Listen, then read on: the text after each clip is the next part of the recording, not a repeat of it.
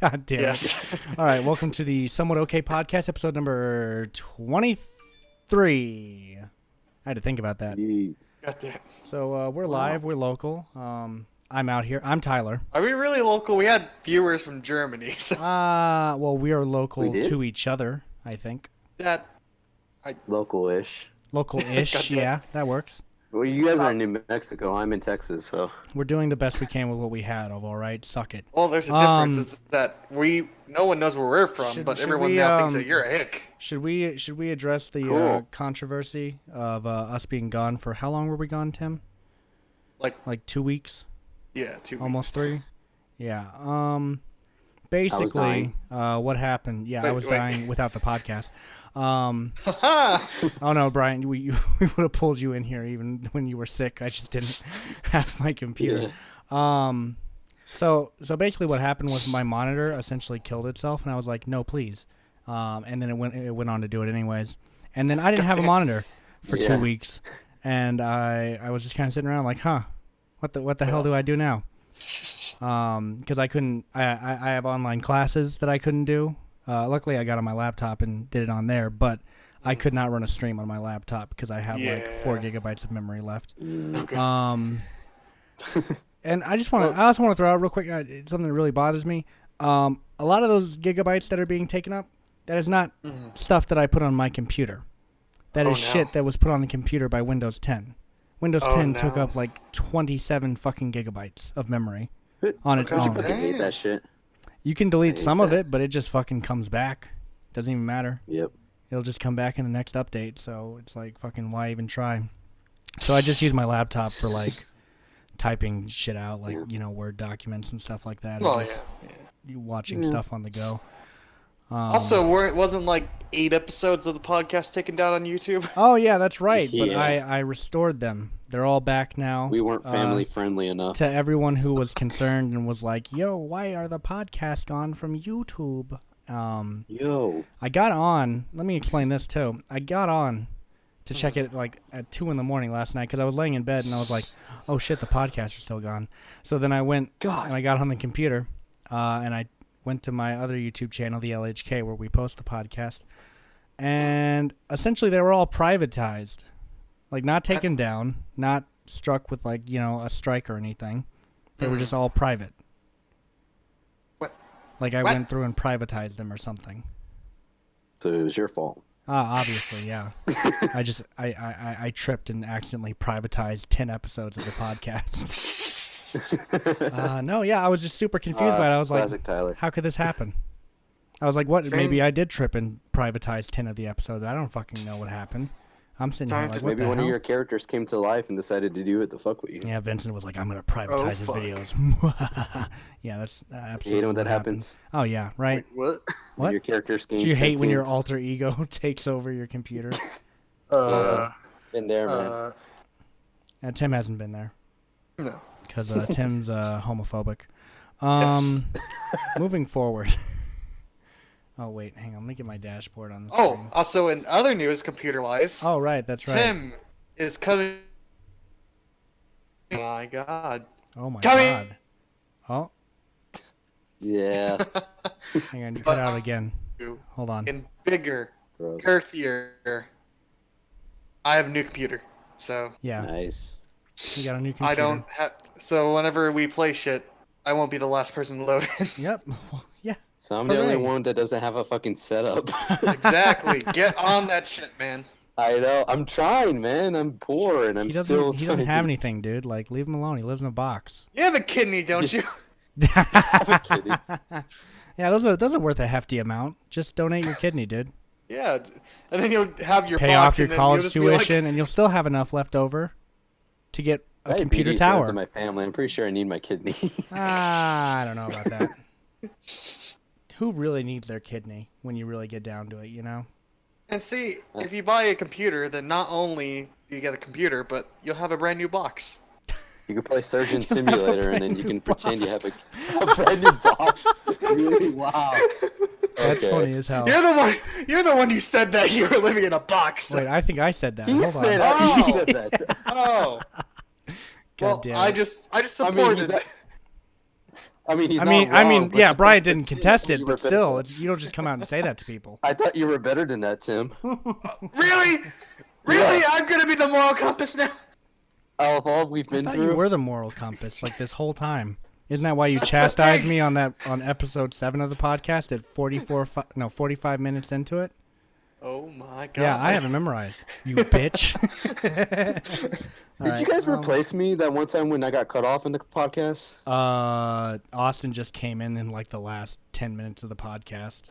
Yeah, Mainly I it was just me and skimming him. through, and then I just see a random voice. I'm like, "This is Austy Boy here? Are they Austy already Boy. replacing me?"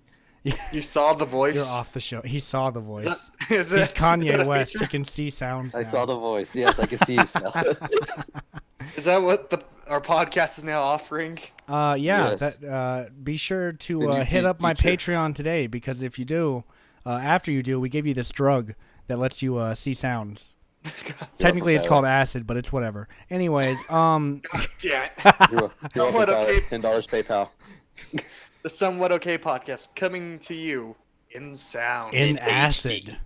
No, you can. And speaking of which, you could get a tab of acid for like $1 if you hit up my Patreon. So I mean, it's a fucking deal. Oh my god. We're drug dealers now. Welcome to the Somewhat Drug Dealing Podcast. I'm Tyler McAllister. Anyways, This isn't that Gary's Mod RP server. Speaking of which, Tim, you need to get. Did you ever figure out what was wrong with your Grand Theft Auto 5? I think it was just like the internet that Like day just at the time. Yeah. Because I need you to Because it join up should with me because I have a nightclub now. Wait, what? Yeah. Oh yeah, because of that new DLC. Oh yeah, What did I say I was gonna name my club earlier, Brian? Gucci. No, Gucci it something. was I like, don't know. was it like Gooch Master 9000 or something like that? Something like that. I know it had something to do with Gucci. Because then I could be Grandmaster Gooch. Oh yeah. my god. No, I can't. You can't name your clubs. Tim, that's unfortunately. been 5. But- Oh my gosh. Starting with this podcast. Yeah, and how far in are we? Like 7 minutes? Not even 10 Well, minutes? if I'm gonna be the person who chastises everybody, I'm gonna own it. He's gonna live up to his role, you know? Just Yeah. let him be. Anyways, Tyler, put a counter. put a counter on the screen. Yeah. Maybe when this goes live or whenever we get better equipment. Yeah. So basically, what was I getting ready to talk about? Oh yeah, Tim. Well, we can deal tons of drugs out of my club together, and it'll be great. And I love the nightclub, dude. It's so much fun. It just has so many great missions, and distributing out of the club is super easy because in the businesses or whatever, you have to like, there's all these complicated ass missions you have to do to deal your stuff whenever you have like a large quantity. But in the club, it's just like one van, and you take it to like 3 locations, and then the mission's over. Finally. It's that yeah, it's about time shit got easy. Anyways, so moving into our first actual topic in the title. The first like 7 minutes of this was us talking about a new computer, my failed computer, Grand Theft Auto 5. And now we're moving on to our first topic of the evening, which is Brian's topic, which is Newsworthy. And while he explains, I'm going to go ahead and post the podcast on Facebook real quick. Please explain. Yeah, Newsworthy. So- Brian, hit us with it. Okay, so I've been going into YouTube and I've been looking at some of the videos on Inside Edition, and I've been looking at some of the news reports that they've been putting in, and one of them struck me because I'm off the whole time after watching this report. I'm just thinking like, why? Like, why is this relevant and why is it important? Yeah. And why is this news? So basically, the topic says is that social media is calling out an offensive play at the U.S. Open as a camera caught a spectator, Alexa Greenfield, and this is the good part, dipping a chicken finger into a Coke and then eating it. Gasp! Well, the thing about Insider, of all places, they're like the Yeah. fucking tabloids. They're like the Diet Pepsi of news. Yeah. Yeah, exactly. But I get that. I understand that. But just the fact is that like it just gets me thinking. You see, like not just with Inside Edition, but just with stuff in general. Is that like With news everybody in general. like just news in general. It's just that like that like fuck. I can't speak for shit. No, not today. Like- I was about to comment on all those likes. Proceed. Hey, Tim has a oh my gosh counter. I could have a like counter. All right, Fuck you. yeah. I love Anyway, it's keeping just that, track like, of speech patterns. So yeah, let's do that. just the shit that's on the news nowadays. It just makes me think that everyone is like trying to find controversy into every little thing, and it's just like, what's the point? You know, there's like more important shit to deal with nowadays. Like that you gotta that are way more topical and way more controversial than dipping a fucking chicken finger into a fucking Coke. Yeah. And then Like, and why just was the the Someone response- Okay podcast offline for 2 weeks? What the hell's going on Yeah, over yeah, Damn it. right. What's wrong with you faggots? Anyway, there? What are they, fucking communists now? That came What? from Wait, Tim. what? Hey! Just because I passed around my Communist Manifesto. Hey, I actually own a copy of the Communist Manifesto, so don't come at me. I haven't read it, but I have it. Hey, No, I wrote not- the Communist Manifesto. No, guys, not the Communist Marx? Manifesto. My Communist. Oh, okay. I actually, I was doing in one of my classes. There was this whole topic about this guy. What the hell was his damn name? Hang on. You see how much I learned in school? I've already forgotten what the hell this guy's name was. Yeah. But basically, what happened, and it sort of paved the way for like, freedom of speech in the coming years. This guy, he essentially wrote a book, sort of revolving around communism, and then he was passing it out, and he got charged with like causing like work, what is it, labor protest, I guess.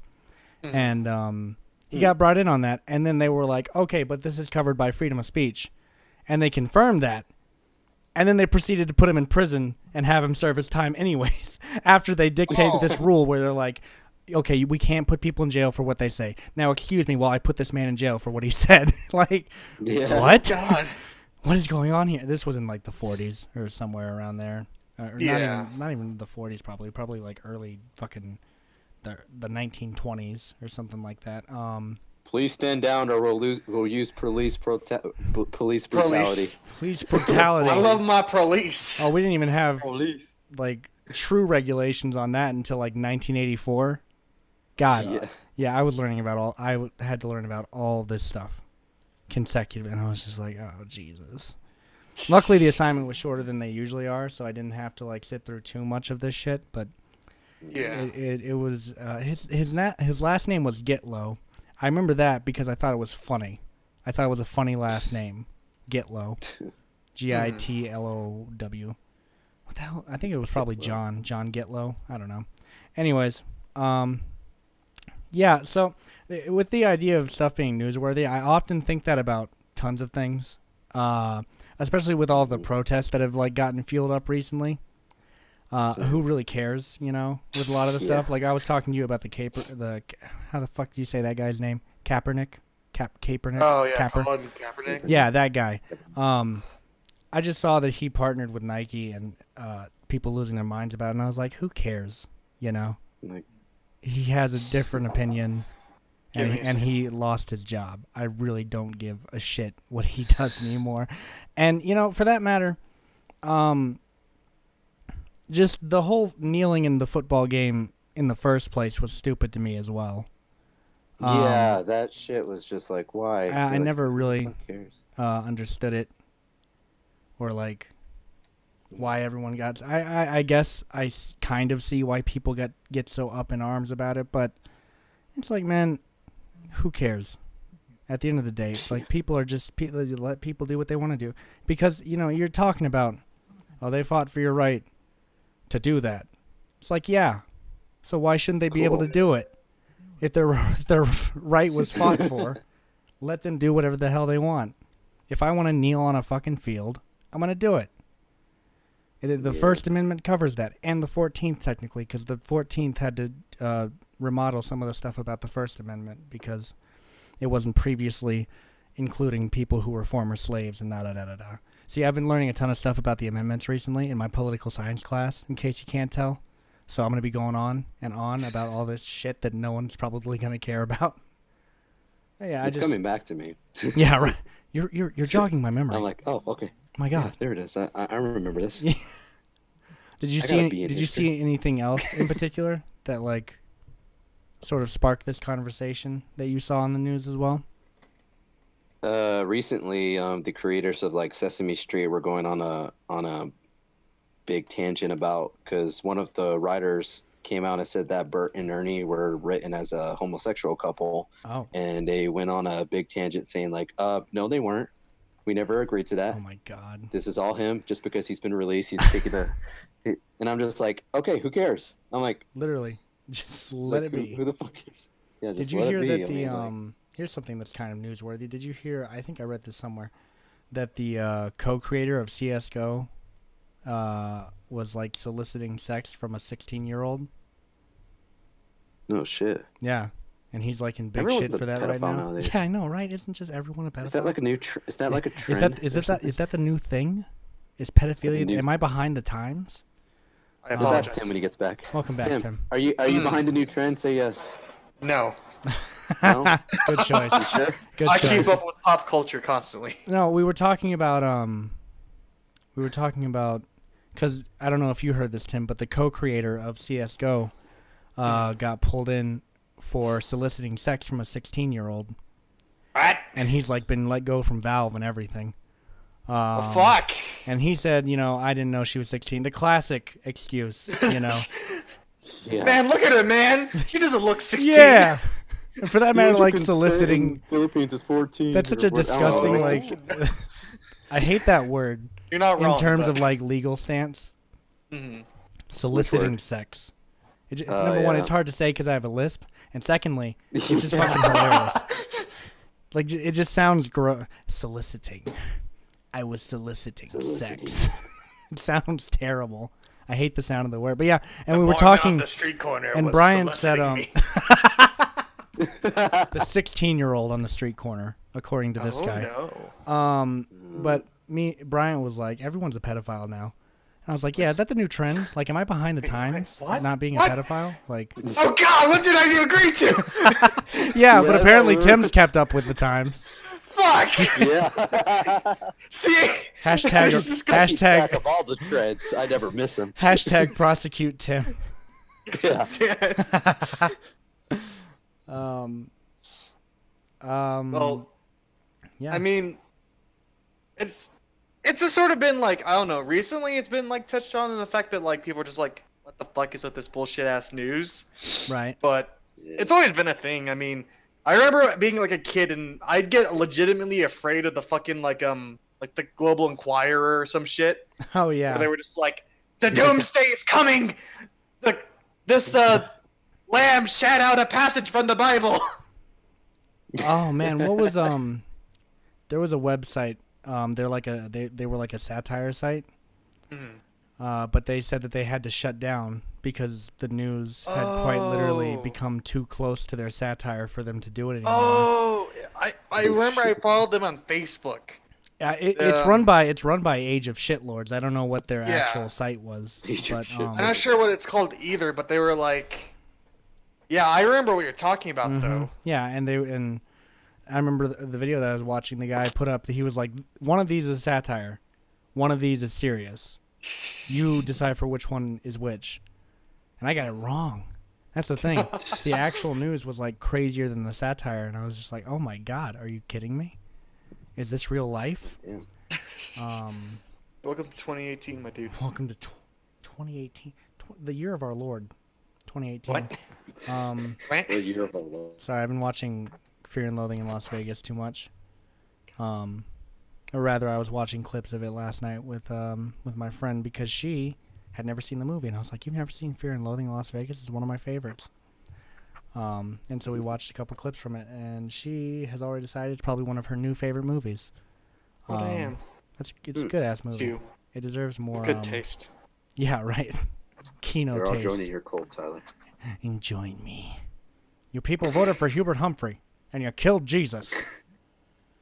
What? That's from the Fear and Loathing in Las Vegas. It's based off of Hunter S. Thompson's novel, which is based off of an actual event that occurred in his life, and it's one of my top movies. It's one of the greatest movies of all time.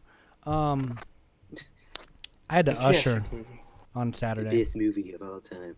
It is the best movie of all time. I had to usher on Saturday at an event. Oh fuck. And the person running it was like, "You're okay with talking to people you don't know, right?" And I just kind of nodded my head, but on the inside I was like, "Fuck. Fuck no. Why did I agree to this shit?" No one. And then they got me out there, and I'm doing my thing or whatever. And I sort of like, I'm just kind of hanging out. And I don't even know that. Oh shit, we got a follow. Thank you so much, T. for the follow. You are my 70 follower. Shut up, Brian, you useless piece of shit. Anyway. Hashtag kill Bryant. Thank you, Tanner. Directly. Hashtag safe, Brian. Because I know who that was. So, and I'm down there at this show by myself, and I don't even know who the band is. But apparently they were a Tom Petty cover band, and I haven't listened to Tom Petty, so I'm sitting in the back like, what songs is Tom Petty famous for? And then they start singing the chorus for Free Fall, and I was like, oh, he's that guy.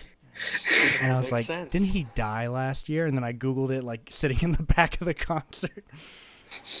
And I was like, "How are you?" I would have thought it was Tom Kenny, and I would have been like, "SpongeBob's here." SpongeBob? Oh my god! Thank God. No, it was just like, and the people got really weird upstage too.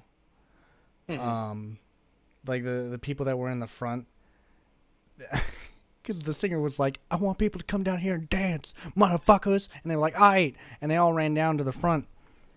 And I just see this dude. He's just jumping up and down, and I'm like, "Is that dancing? Does Am I behind the times? Does that qualify as dancing? Am I behind the times?" No. No, it must be the kids that are wrong. These millennials. Fucking kids. Whenever I was at fucking church this Sunday, oh god, and I only go there because of face. Right, your reputation. Religious Tim. But I was in there, and there's like a moment where they gather all the kids up just before they go to like children's church or whatever, and they like recite Bible verses. But while they were all huddled up in there was one kid in the back doing like Fortnite dances, and I was just like, "Oh my god, no!" My absolute favorite. Where is this kid? We got to get him on the podcast. I don't know. You know he has a Discord. If he's a PC gamer, you know he has a Discord. We can get to him. That's so funny. I saw a post earlier today on Facebook that was like, "Get ready for Halloween because the kids are going to be wearing Fortnite costumes." And I was like, oh no. And I didn't have this realization until now. No.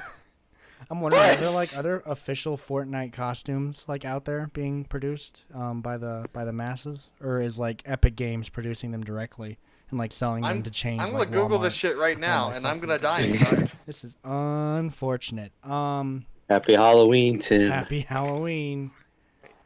I don't know. We have Fortnite costumes. Well, I guess now I gotta do it.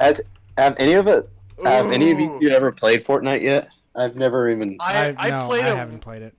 I played it once whenever it was like fucking in its beta, and I mean I didn't really have that many thoughts on it. Yeah. Then I played it the other day with Caleb, and I just couldn't take anything seriously. Yeah. I was fucking around the entire time. But memes. yep, I see this right now. Hey, $44.99 Fortnite Kids Plush Rex onesie costume. Tim, you want to make it worse? So in between Fortnite and costumes, type sexy. Please. No! It gets worse. I'm gonna do that. This dude's thumbnail. Who is this guy? He's got like Fortnite characters, and he's got an arrow pointing to one of them, and in huge bold yellow letters it says "thick," and he's got like hearts over his eyes. God damn it! This is unfortunate. Luckily on shopping, it doesn't appear like this. Yeah, no, it doesn't come up very much, except for this girl. Wow, nice cosplay. Anyways, moving on. Oh, that was fucking funny. Tim was just like sitting there like, oh no, he's right. That's what upset Tim about it. He was like, he's right. He wasn't even upset that it was the thing. He was upset that I was right about it. I know. It's just like it never clicked with me. I'm just like, oh, it's okay, Halloween. See, Oh. Oh, No!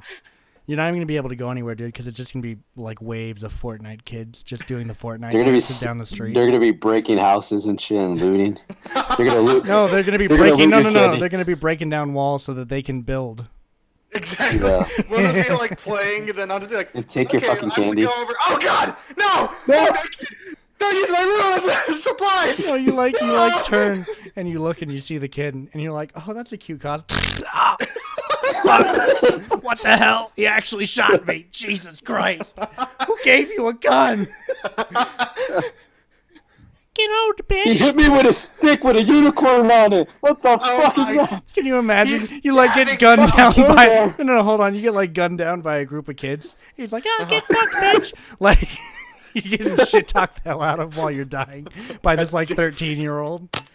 Get fucking destroyed, dude. I forgot. You gotta like. He's gotta have like the jumps in his voice because he's 13 and he hasn't quite figured out how to balance out his voice yet. So I gotta imitate that. You sound like Shaggy when you do it. Whoa, man! Oh man! Zoinks! Oh wait. Zoinks! God damn it. Unfortunate. Yeah. Yeah. Unfortnite. Majesty. Tenant. Could words. Don't ever. Oh Jesus Christ!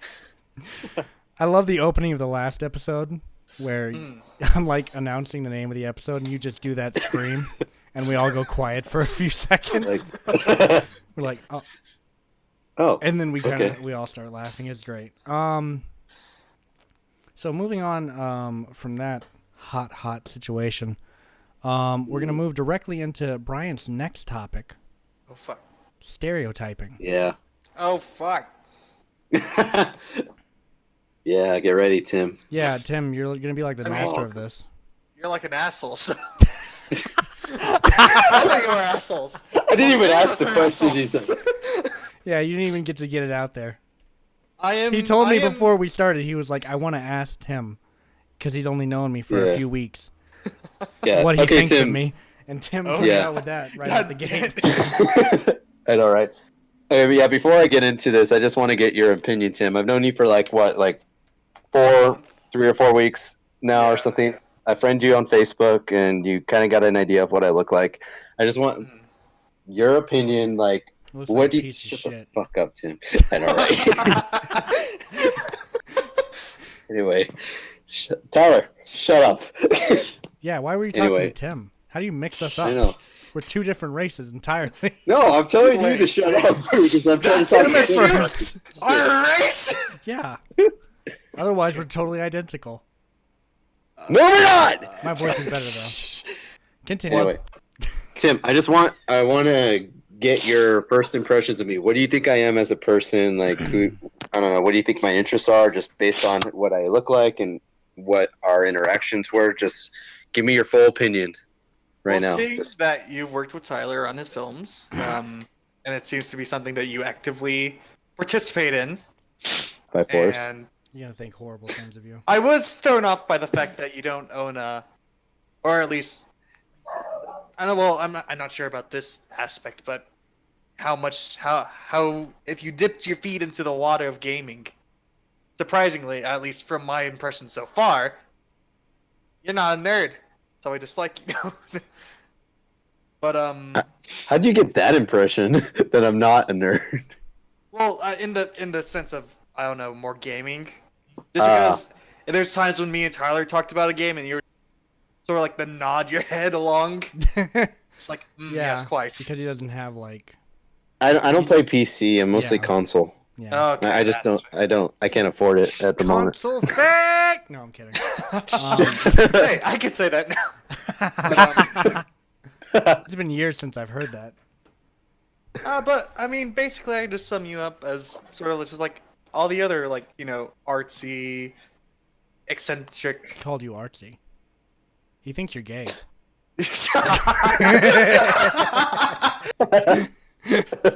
God damn it. Why can't we Eccentric, mute Tyler? Hang on a second. Can be at well. Okay, cool. Damn it! He's back. I'll never. Well, the stream would hear me anyway, so I'd just be shit talking Oh, the okay. whole time. Like, listen to this fucking fact. No, go ahead. Okay, But what else, Tim? But just like you've been into the mold of what I've seen mostly that comes out of more theater-based people. He called you gay again. Such as. You fit into that category as well, Tyler. So shut up. No, I'm fully aware. Yeah. One of the things I've been stereotyped as is gay, so I'm same. saying it. Dude, same. Been there. Go on, Tim. Are you done being a judgmental fuck yet? Oh, I'm sorry. Because I'm waiting for my turn now. I gave him consent. It's fine. Right, that's fair. But yeah, that's pretty much like just a very eccentric is what I'd mostly say. Just Eccentric. Okay. more able to put yourself out there. Huh. It was nice. I feel like it's unusual. all right. You're fairly right, basically. All right. There's a lot of generalizations. Okay. Should I stereotype him? Yeah, do it back. Yeah, go ahead, hit him with it. All right. And then we'll have the guys who actually know each other do it to each other, All right. and that's when it gets awkward. Virgin. No, I'm just joking. No. Well, you're not wrong. Oh shit! I'm already there. God damn it. I feel bad.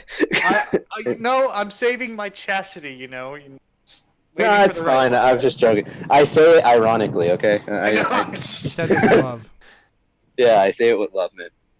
I don't know. I see you as the kind of guy that's a little introverted, but somewhat social. That has like his own little clique of people that he hangs out with. Not someone that's not like into like big party scenes, but will go and game with other people. I see you as the kind of dude that plays League of Legends a lot. Never mind the fact that Discord shows. Yeah, he literally. Oh, wait, Discord shows it? He just got know. off Fuck, of League of dude. Legends. Yeah. Shit. Well, Yeah. hey, you're really you're pretty spot on. Yeah, that's pretty. Yeah, that's pretty correct, actually. I mean, I've never officially seen you in person, so I can't base anything off of what you look like. I've seen one picture of you, but it's kind of dark and you're in front of a fire or something. I don't know. Yeah. That's from like 2 years ago. You also saw him kick Yeah, the and shit out of Austin 5 years ago as well. Yeah. Oh, I forgot about that. Yeah. I just remembered him saying that. Yeah, he kicked the shit out of Austin. I'm like, oh, he's that guy. You like need him in the fucking face, dude. Yeah. And not even on purpose live either. it He down. was like pulling his pants up and he dropped Austin. And Austin this went was fucking face first into his knee. This was pre-smart Tim, or before I realized that hey, belts are a nice Belts thing. exist. Pre-smart Tim. All right. But yeah. But yeah. You're pretty spot on. Oh, okay, cool. See, I'm a good judge of character, Tyler. Fuck you. Obviously not. You became friends with me. True. And I became friends with you, so it doubles for me. Anyways, oh wait. So basically, have any of you guys been like? Are we still going on with this topic? Yeah, I thought we were gonna do each other now. You and me, bro. Oh, okay, gotcha. Go ahead. Oh, should I do you? Wait, should we do like Oh, first wait. impressions versus now, or like Oh fuck. what do we? Well, I mean, shit, it happened. Okay, I guess I'll go with Tyler. All right, Like sure thing. my first Hit impression me of with you. it. I don't know. Like when I first met you, I took you as this one dude that I took you as the kind of guy that watches anime a lot. Just I don't know. That was one of my first impressions of you that I got wrong. It was the I don't know how you are with anime. Tyler, No, you were a really. weeb before weeb was a thing. Weeds have been a thing since 2007, Tim. Well, you know God what? damn it. This was what, 2015, I think, somewhere around there. Something like that. Yeah. Yeah, it was 2015 because I graduated in 2014. So yeah. Okay, fair. Anyway, but yeah, basically, I don't know. You seemed pretty chill at first. You seemed like just basically the same like as Tim, like someone who's somewhat introverted, but like can still take charge when is necessary. Like certain situations, like owning the podcast or starting a YouTube channel or whatever, is like. Because you made the first impression like towards me. You came up and introduced yourself to me. So I saw you as the kind of guy that's like, okay, this guy can take lead if necessary, but he's also like not too outgoing. But yeah, he mostly does though. I mean that's correct. That's pretty true. Yeah, and so like pretty much my pre-assumptions of you were pretty much correct, just for the fact that I thought you were like a big weeb at just first, switch out like now, anime with tons of other movies, and you'd probably yeah. be Now I correct. see it, and then I'm like the horror movie aspect or whatever. I'm like, okay, he's more into that shit. That makes more sense. Yeah, I'll watch really anything, but yeah. When I first met you, we were standing there outside the theater. It was awkward. Just Christy wasn't there yet, so I was like, I should fucking say something. Well, I didn't know you were in that class first, just to be honest. We were just kind of standing there, and I didn't know you were either. That's why the first thing I said to you was, so you, it was like an awkward family dinner, you know, like the first date. Meeting the parents. Yeah. Yeah. So, you in this class? Yeah. Oh, Tyler. Like, that's pretty much how it went. I remember you being like, when I first met you, you seemed like you were kind of apprehensive about talking to me at first, probably because you didn't know if I was in the class or not. And then after we talked for like the 10 minutes before class started, we pretty much just got along from there because we were both in the same situation. We were in the same class with a bunch of terrible other actors. I know, right? You got to the point where Matthew came up, was like, "Hey, this is my new best friend," and I'm like, "Yeah, we go way back." So I just went along with it, and then it just came from there.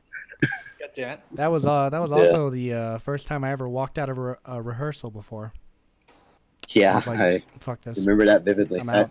I had to drive to his house to console him. We sat in the car awkwardly for like 5 minutes, saying mad nothing. As hell, dude. I was so fucking upset. I got out of that trash can. All right, this is gonna sound really weird out of context. I got out of that trash can. I put my pants on and my socks and my shoes, and I walked out of that bit. And no one even tried to stop me. Y'all just stood there and watched. Y'all were like, "Oh, it's more out of context for me. I got out of that trash can. I took off my dress and wig and put on my clothes and went and followed you." Yeah. Oh man, yeah. And then but yeah, you're fairly right. I wasn't really apprehensive to talk to you. It's just that I didn't know I could talk to you. Yeah. It's because, like, I don't know, like, in situations, I just, like, I always wait for somebody to come up to me, so it's least intimidating for the other person, because I've had moments where I've came up to somebody, and then they're just like, "Yeah, okay, sure." And I'm just like, "Okay, this is fucking awkward. I'm just gonna go, I guess."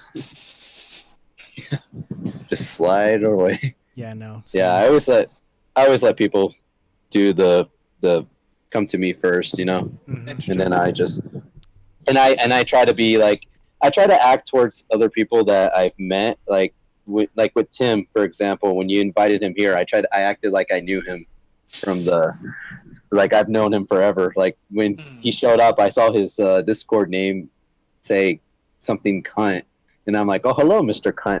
It's like, nice seeing you again. Yeah. And then it went from there. I mean, yeah, you know. What about us? Yeah, I always try to act like I'm everyone's friend. I know everybody. Fair. What about us? Sometimes it works, sometimes it doesn't. What was our first impressions of each other? You didn't talk a whole lot the first time I met you, Tim. Oh yeah, you were pretty quiet when I came around. That's because like back in middle school especially, I was like the ride along. Oh or yeah. like not middle school, but like high school. I had to ride along with Caleb. I was sort of like the guy who was always with him. Tag along. And I mean, I've always remained a disposition of other people where I like you could be in a classroom with me for an entire semester or a year, and you probably wouldn't even hear me speak. Yeah, I wouldn't even know he's there. Exactly. Super quiet. And I mean, whenever my first impressions of you, I'm just like, oh, this guy's.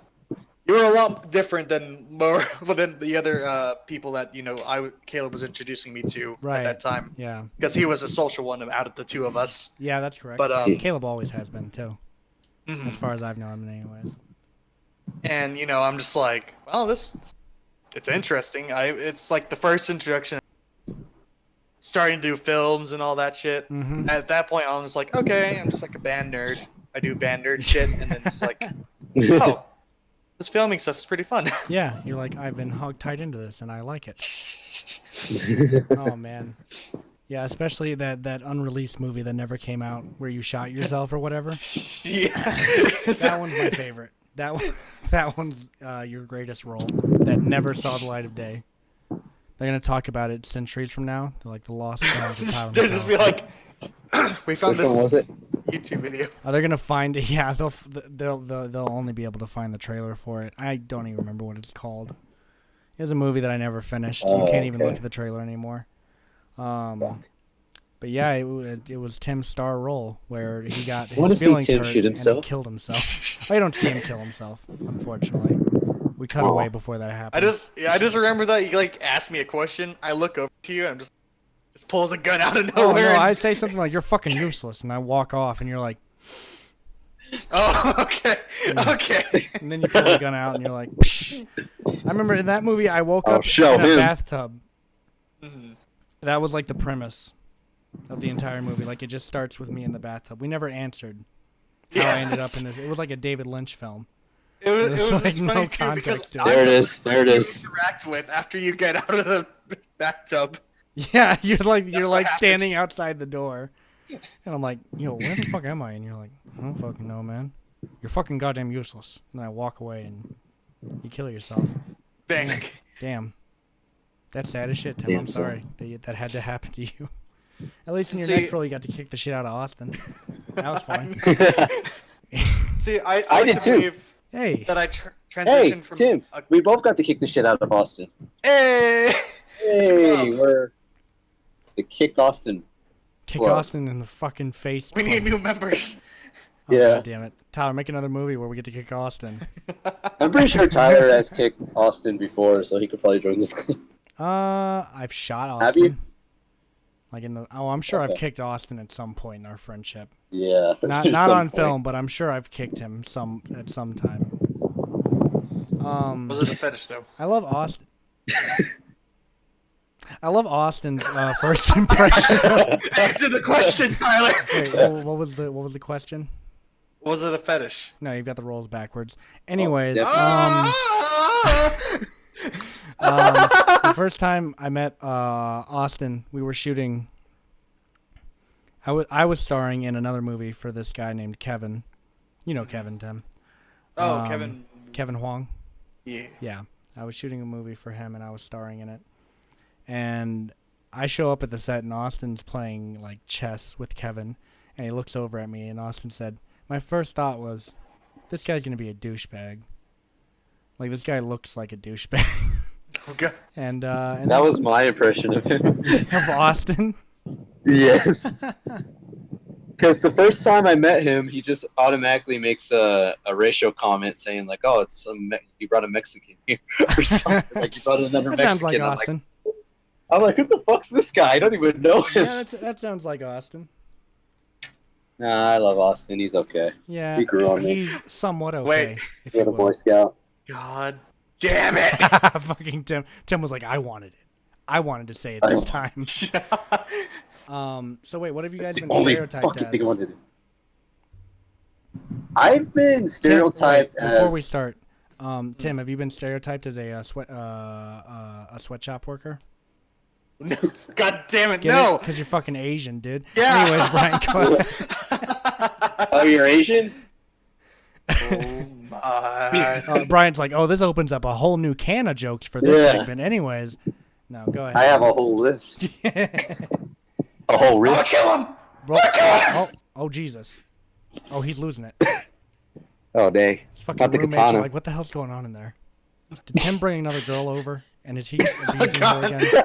God damn it. I told him to stop doing that. We're going to get thrown out soon. Anyways, Don't worry, Brian- I always hide the bodies. Jesus Christ. It's even All right, worse. Brian, what have you been stereotyped as? Lots of things. You know, if you go to like race or whatever, like I'm Hispanic. People have always like come up to me. It's like, how can you be Hispanic if you can't even speak Spanish? And I'm like, Fuck. don't fucking go there.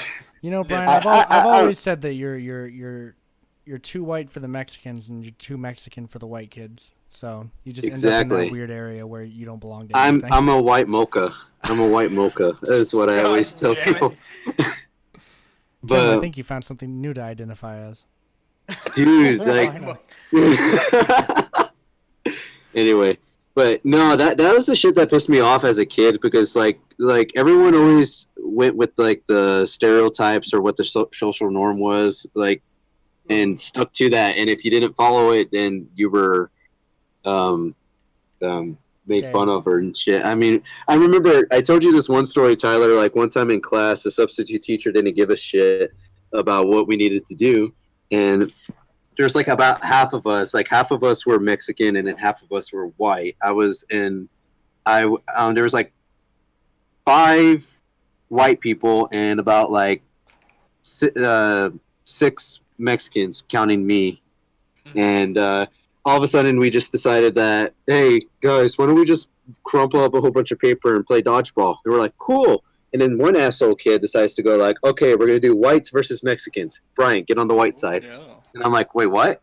I'm like, I'm Hispanic, right? And he goes like, yeah, but you can't speak Spanish, so you're close enough. And then they just start drawing papers.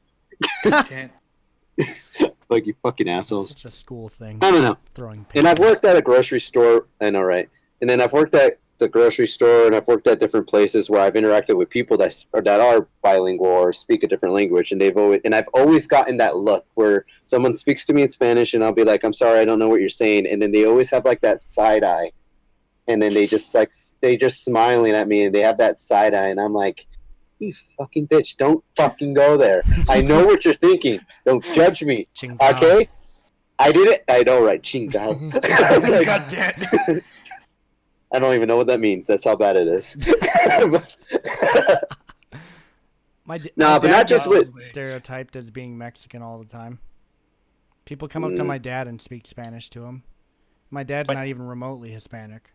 He's full white. People walk up to him like, yo, what the fuck is some Spanish? ¿Cómo estás? My dad's like, what? What are you fucking talking about, dude? Yeah. No, dude, I'm from New Jersey. My poor dad. He's like, yeah, I'm fucking. What are you, mental? I'm goddamn British, isn't it? God save the Queen. God save, fucking chips and fish and chips, whatever it is, you know. What are you talking about? What, are you some kind of fucker wanker? Yeah. Anyways, yeah.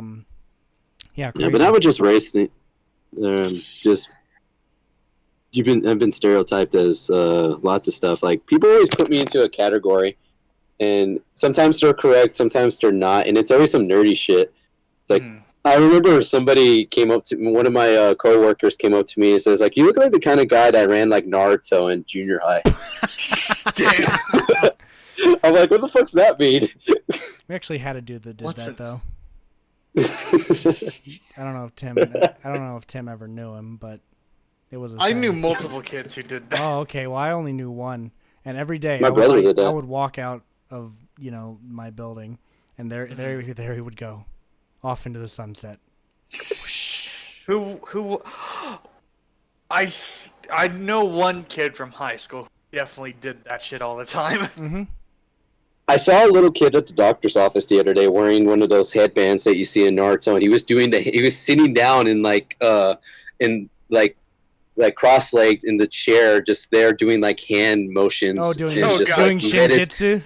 Yeah, shinjitsu. Yeah. He was doing that shit the whole time, and I'm like, what the fuck? I was trying to get a video of it so I could send it to Bert because he loves Naruto. And I'm like, this kid's gonna grow up to be whatever it is that they are. I don't know what funny, dude. Oh my god. They'll be and then as he got up and okay, yeah. As he got up and left, he was running like Naruto, and I'm just like, this is fucking hilarious. Oh man, I loved. Do you guys remember the Pickle Rick guy? Whenever they had the fish one sauce stuff, and Pickle Rick. Yeah, he ran into the McDonald's and did that, and then Naruto ran out. I'm so glad to find out that guy was doing it for the meme. It's such a funny video. It's such a funny Pickle Rick. I'm like, oh my god. I remember I saw I passed it by on Facebook and just assumed it was real because I was like, I don't put it past anyone who watches that show.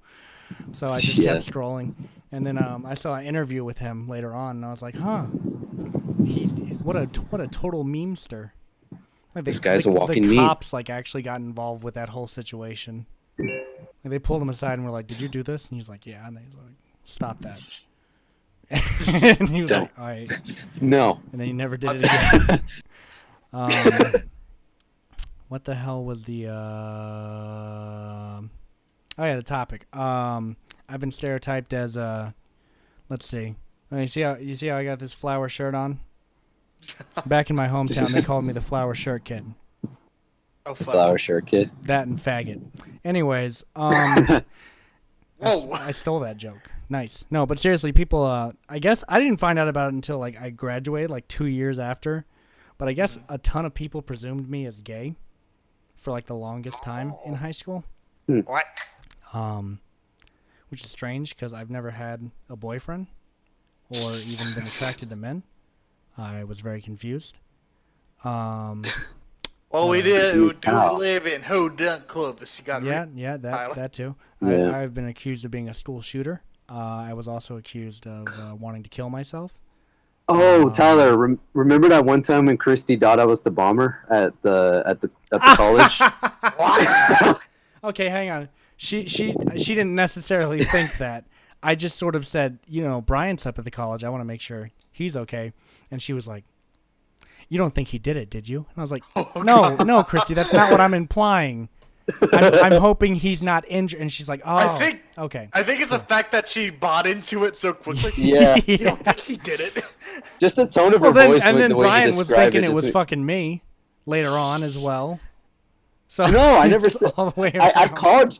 It's because like around this time I haven't spoken to you in like months because we've both been busy, and then I see you there and I wanted to speak to you, and I'm like, oh, the bell's ringing. I'll talk to him later, and then all of a sudden the alarms go off and it says evacuate. There's been a bomb threat, and then I get the hell out and I can't find Tyler anywhere. So I'm like, I'm gonna call and see if he's okay. So I just call him randomly, and nothing answer. picks up. Yep. Nothing picks up, and I jokingly say that it was you, wasn't it? See, I didn't answer the phone for 2 reasons. One, if the attack was like happening, I would pick up the phone and you'd be like, "Oh God, my fucking leg, it's gone." I'm like, "Why did you call me and not 911?" So that's the first situation. And the second situation, we have a chat. I imagine like, there's fire in the background. You can hear people screaming, and I'm like, "Hello?" And Brian's like, "I did it." What? I killed them all. Okay, goodbye, Brian. 911. But yeah, it is really funny that Also, Christy was immediately like, "You don't think he did it?" It's like, no. Didn't you say like the dot came across your head where like he did call me before this all went down? What if he called me to warn me? Yeah, I pretty much like mentioned it to I mentioned that to Christy. I was like, what if he was trying to warn me, like, what if he was gonna be like, "Yeah, don't go to school today, dude. I'm gonna fucking I got some crazy shit planned. I've been working in my garage for the last 2 months. It's gonna be fucking great." I'm like, "Wait, you fixed up your car?" Yeah, Tyler, I fixed up my car. It runs real good. Oh, it's gonna run right through the fucking school. Oh no! God, what an attack that would be. The glass, like in the if you have a strong enough car, you could run like straight through the college like lobby area and then into the gyms. Yeah. God damn it. Not to give anyone ideas, disclaimer. No. Because I know that if something like that happens, everyone's going to be like, "Well, Tyler on the Somewhat Okay podcast, episode number 23, around 53 minutes and Tyler. 20 seconds into the podcast, he mentioned the specific plan." The Somewhat Okay podcast is ruining our children. It's corrupting the youth. They like turn from video. They're like, "Podcasts are killing the kids. God. Yeah. These cunts need to be stopped." And I'm going to be the one to stop them. I'm going to stop the podcast. Okay, listen. We need to put a ban on podcast. All right. They're ruining the country. Mainly because they go against me as well. Especially that Somewhat Okay podcast. I don't like the way he makes fun of my voice. It's not nice. All right. No. I'm going to put him down. What if I made fun of his voice? Look at me. I'm Tyler. Shut up, you stupid bitch. Anyways. Honestly, Trump I was 2020. honestly, I was okay with the first 19 podcasts, but then in episode 20, they invited the Mexican, and then I just went all down shit. I like the Asian because he's working for the white man. But when they brought on the What? Mexican, I was like, I can't do it anymore. I can't do it. No. I like the podcast before it went foreign, before they started exporting it down. Or it went foreign. Make the podcast white again. Make the podcast. It's literally just me talking to myself for an hour. We're muted the whole time. Yeah, we keep you here and working, but you don't get to actually express anything.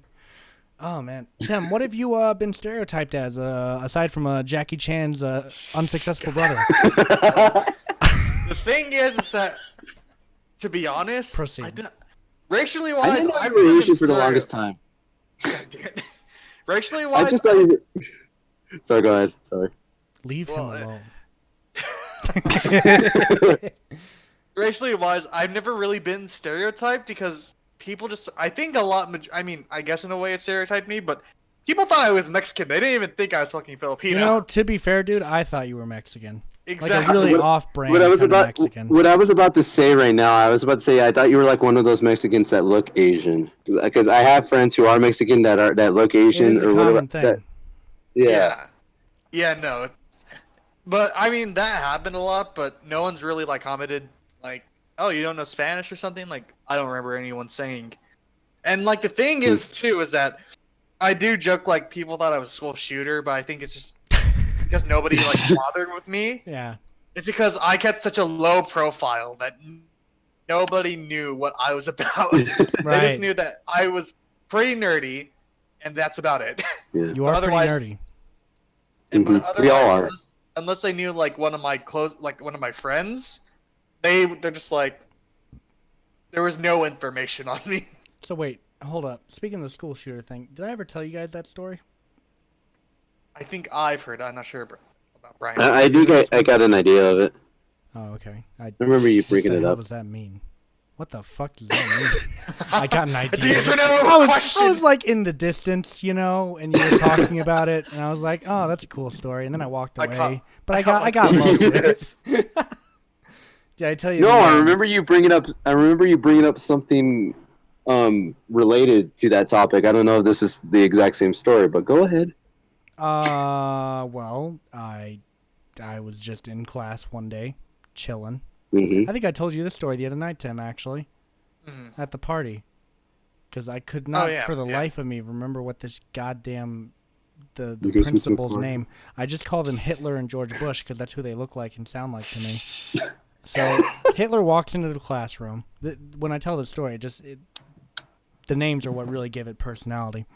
So Hitler and George Bush walk into my tech class that I'm in. And Hitler's like, is Tyler McAllister in here? 9!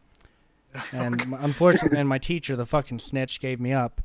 And she was like, yeah, he's over there. And I was like, you bitch. And then I got up and I left the classroom and they were like, Tyler, we got word that you're planning on shooting up the school.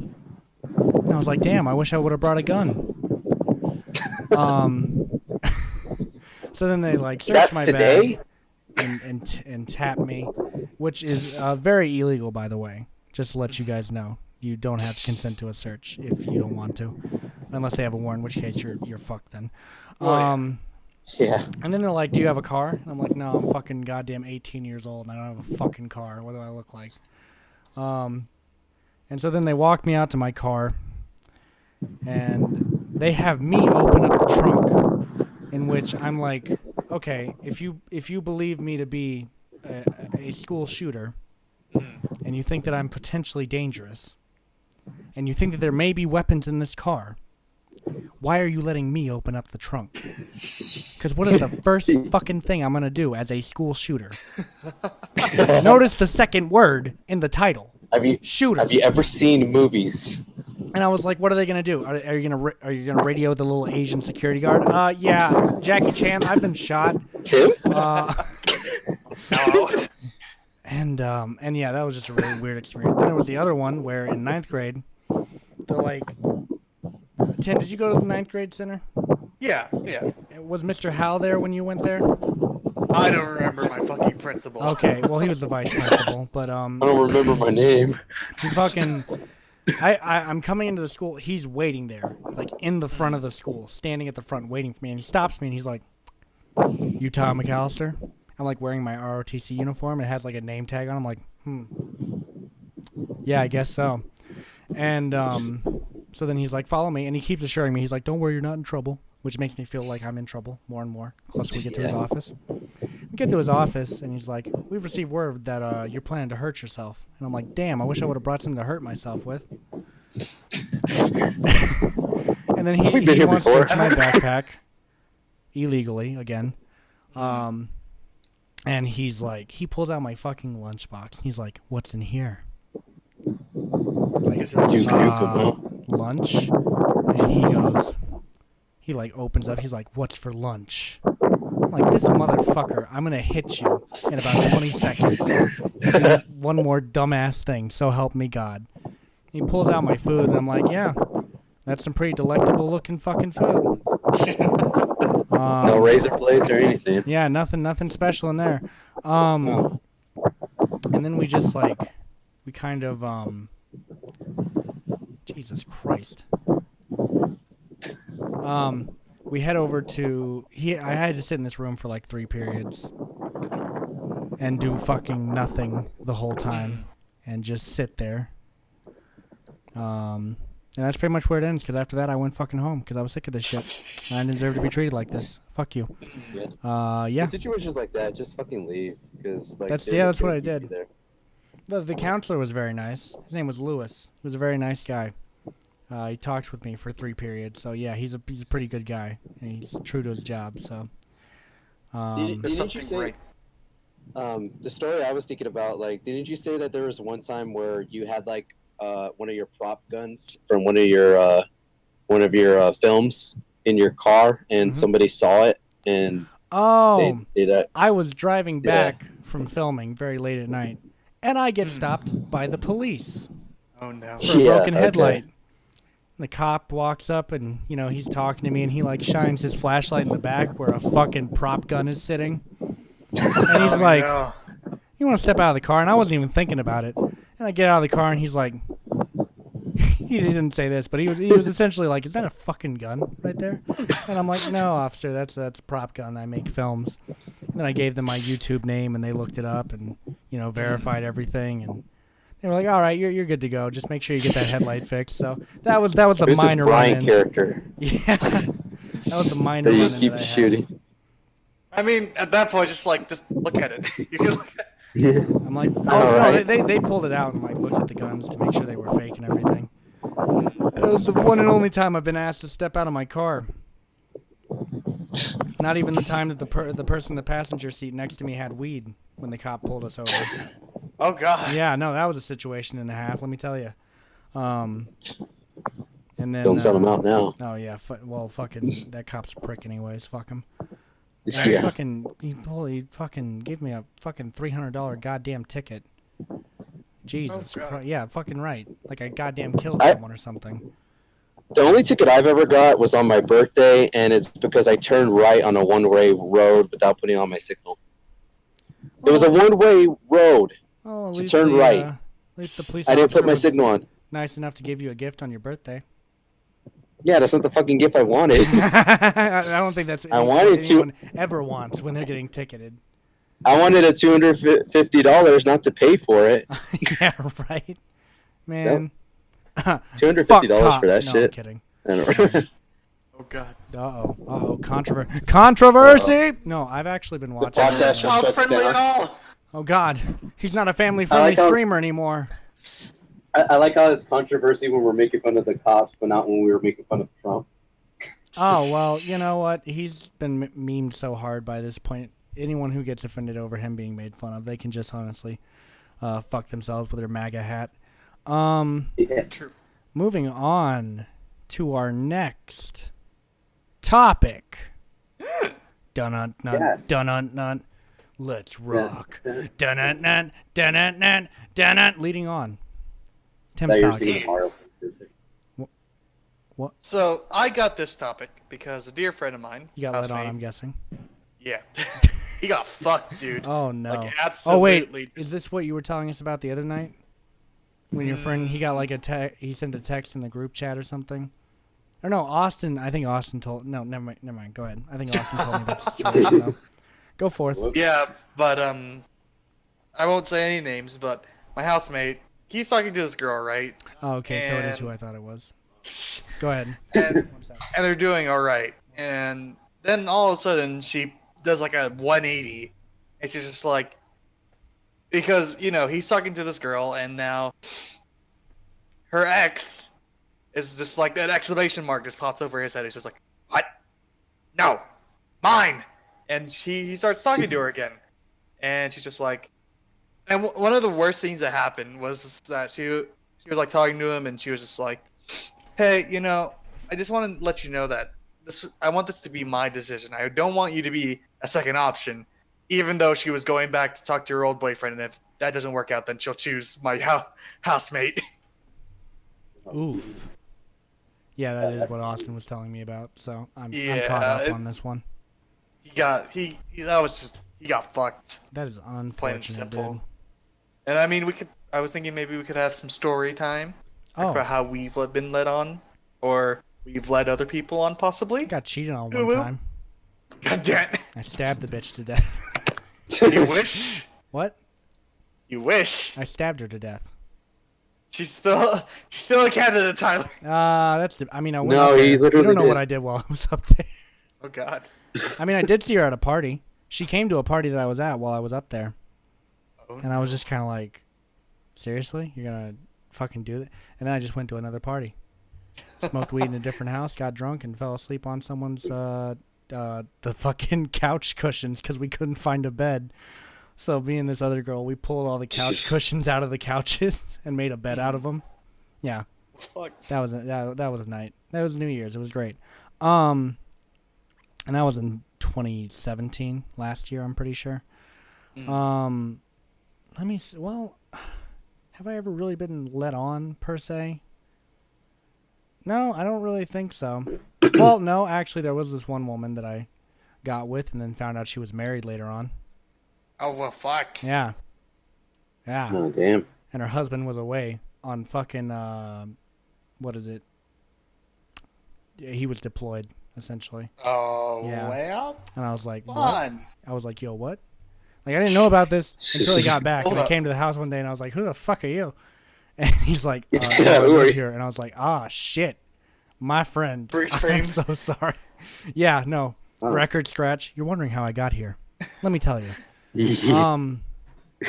No, but that was really fucked up. Oh, yeah. Fuck that bitch. To be honest, dude. How are you gonna marry a soldier and then cheat on them later on? I mean, granted, soldiers cheat on their wives a lot too, but this guy didn't, as far as I know. I hope he didn't because he was in Africa. So, oh God. Hopefully he didn't cheat while he was over there. I'd be terrified of being. Well, in I Africa. mean, I feel like. I know, right? I feel like the majority of the time, the girl does it to the guy in the military, just because there's a fucking term for they call it Jodies. Like women who go on who cheat on guys who are deployed. Yeah, that's right. Or is that it's either that or like the guy who does it. They have a phrase in the Air Force for cheating officers in the Air Force, and it's called. You ask. Sluts. No, it's called he's going to play golf, is what they call it. Because the officers say they're going to play golf, but they're actually going to cheat on their wives. And it was so funny. I was watching this one video where this guy they were actually playing golf. Where this one guy was making fun of these different kinds of like recruitment by the military. Mm-hmm. And when he got to the Air Force one, he was like, "How many rounds of golf can an airman play while his wife is away?" No. Oh dang! God damn it! Oh man, that was funny. Damn. He ain't talking about the sport. Nope. One person took it seriously. It's like, I thought we were going to play golf. I got new clubs and everything. Wait. You guys aren't playing golf at all. This isn't what I wanted at all. I've been betrayed. How could this He finds out, like, way later. Yeah, the wife's like at the golf course, like, where the fuck Yeah. are they? What's going on here? I didn't know any better. I'm guessing you guys weren't playing golf at all. Something suspicious is happening here. Yeah. It's not golf. I don't even like golf, so I can't even use that excuse. I hate golf. What about you, Tim? Boring You as play golf? Fuck that shit. You look like a golf player, Tim. Do I? Yeah, because you're Do boring. I? No, I'm kidding. Welcome to the anti-golf podcast. The somewhat anti-golf podcast. Someone anti-golf. Just all three Yeah, because Tim looks like he plays golf. Yeah. What? Tim's probably a professional. Somewhat anti. You're probably a professional golfer in your free time, dude. I mean, let's face it. I wish I'd be making a shit ton of money. Maybe Let's you go are. back to the I don't fucking stereotypes. know. What I haven't sport looked at does your Tyler bank look account like he lately. plays? Oh, fuck me. Well, you know, Tyler is white. Wait, what? You're white, so you automatically play golf. Duh. Yeah. Well, Tim, you look like you play golf, so suck it. And Bryant, you look like you play lacrosse. I don't know why, but you play Joke's lacrosse. on you. He has a professional team. He's like, I do play lacrosse, dude. We're number one in the Yeah. nation. Suck it. I mean, I've been trying to invite you guys for the past few. What the hell is lacrosse even?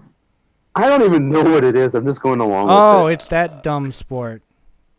it. The okay. lacrosse. Yeah, it's fucking stupid is what it is. Out of all the fucking sports you could have picked for me, you picked lacrosse. Yeah, you play lacrosse, dude. How's it feel? I feel like if you're going to put me in any ball-related sport, I should be in fucking rugby, if anything. Oh, fuck. Because, I mean, I actually did play rugby for a long while, so. Yeah. Yeah, I know what you're thinking. You're Where the hell do we have a rugby team? We don't. My MMA instructor was just like, fucking play rugby. And I was like, what the fuck is rugby? Ow, shit! Why? Ah! Someone bit my leg! who the fuck hit me? And why? What's What were we talking about? Lacrosse, apparently. We went on a tangent. I forgot what we were talking about. We're talking about how Bryant plays lacrosse. Crazy. Yeah. We were talking about Every being day. led Every on. day. You've been led on, Bryant, aside from when. Never mind. Not- Have I you was led gonna on I was gonna anybody? bring up stuff that I personally knew, but I'm not sure if I can. So never mind. That's fine. Go for There's it. no boundaries on this podcast. Absolutely none. Yeah. Only we judge you. Oh wait, yeah, I went on Yeah, a but- date with a girl that Okay. me and Bryant were acting with in 2015. Oh, And then yeah. I guess the relationship was over after that. Okay. I remember you. I remember it's like, oh, you guys are thinking, cool, good for you guys. Yeah, Then you the found next out. day, We went on that date. Then we came back, Yeah. and he was like, "So how's the relationship?" Oh, it's over. Oh, Yeah, I'm like, Damn. damn. What the fuck did you do? pull the fast one, Tyler. Jesus. Yeah. Talk about pulling out. Yeah. You pulled out. I pulled out so hard I got out of the relationship. Because I was about to say that, but I didn't want to go there. Anyway. You don't need to pull out in a sock. Oh, Oh, who Tim. hurt Why? you? Oh wait, never mind. I know. Who invited Anyways, this Brian. guy? Your turn, I guess. The one thing I can think of is, I guess my freshman year, I asked this girl to homecoming, and to be honest, I don't even like fucking homecoming. I just like sports. Why? Just, but I don't know. There was this I don't girl really I was like fucking into, and I just get, homecoming either. I prefer women. yeah. Get it, guys? It was a fuck. Never mind.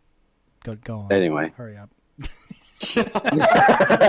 Anyway, I don't know. There's this girl I was kind of into, and I was just like, just be nice and everything, and I decided I asked her, and she goes like, yeah, that's cool, that's fine. And then I didn't find out until like 10 minutes later that she already had a boyfriend that was one of the football players, and he's a big fucking dude. Okay. And he comes up to me, he goes like, hey, yo, did you ask so and so to homecoming? I'm like, yeah.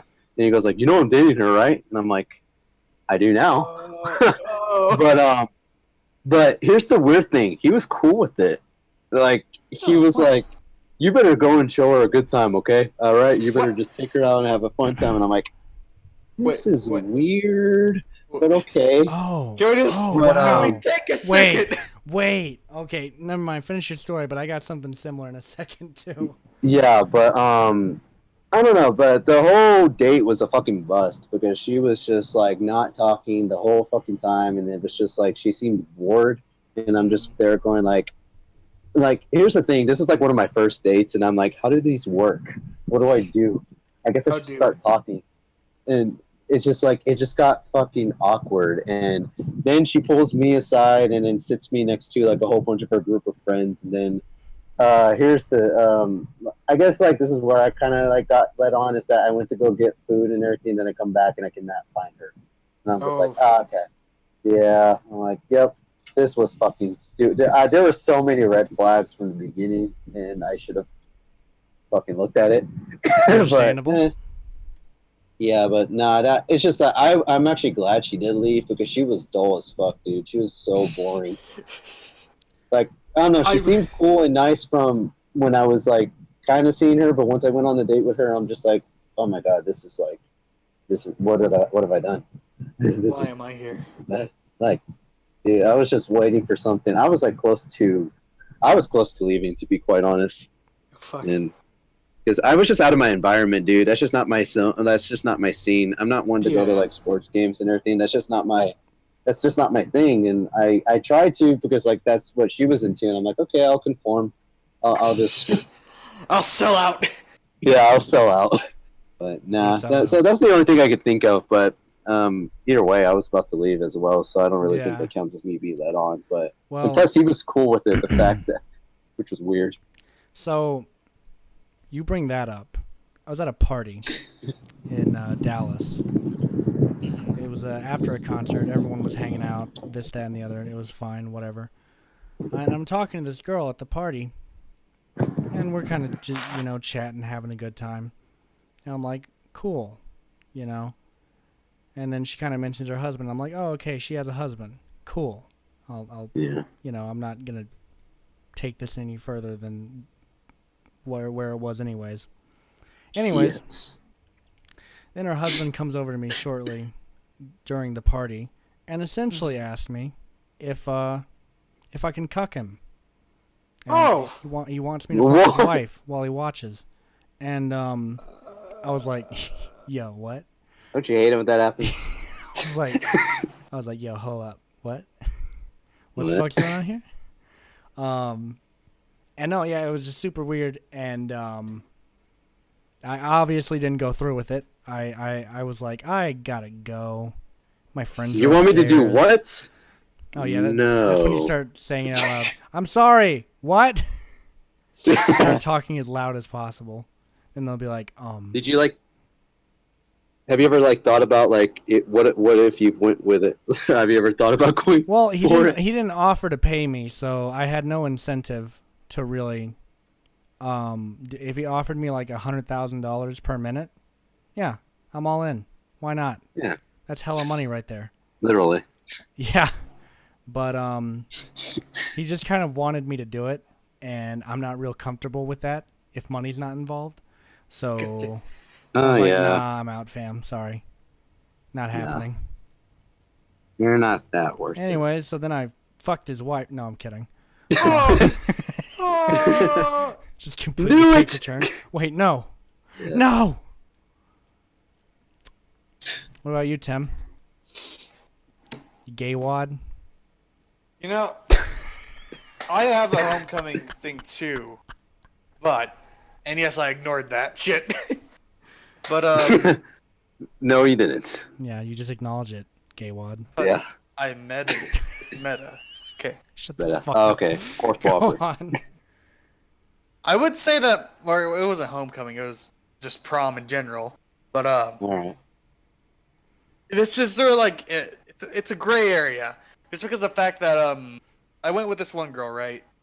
And the thing is that we were having a good enough time, but here it's just a complicated mess because she was in a relationship, but she just got out of a relationship, but got back into a relationship before we went to the prom, and she didn't want to dump me. But the thing was is that during the prom itself, she didn't spend any time with me because her boyfriend was acting like a bitch. No pulling any punches, and she went to go comfort him or whatever. But the thing is that they broke up again. Right. And then she got with me. Oh no. So that was a whole train. That was a whole train wreck there. Oh man. But they're more recently, I suppose. I think during my freshman year of college, I was talking to this one girl, and I started talking to her because she was like a friend of a friend, and she just randomly like messaged me on Facebook.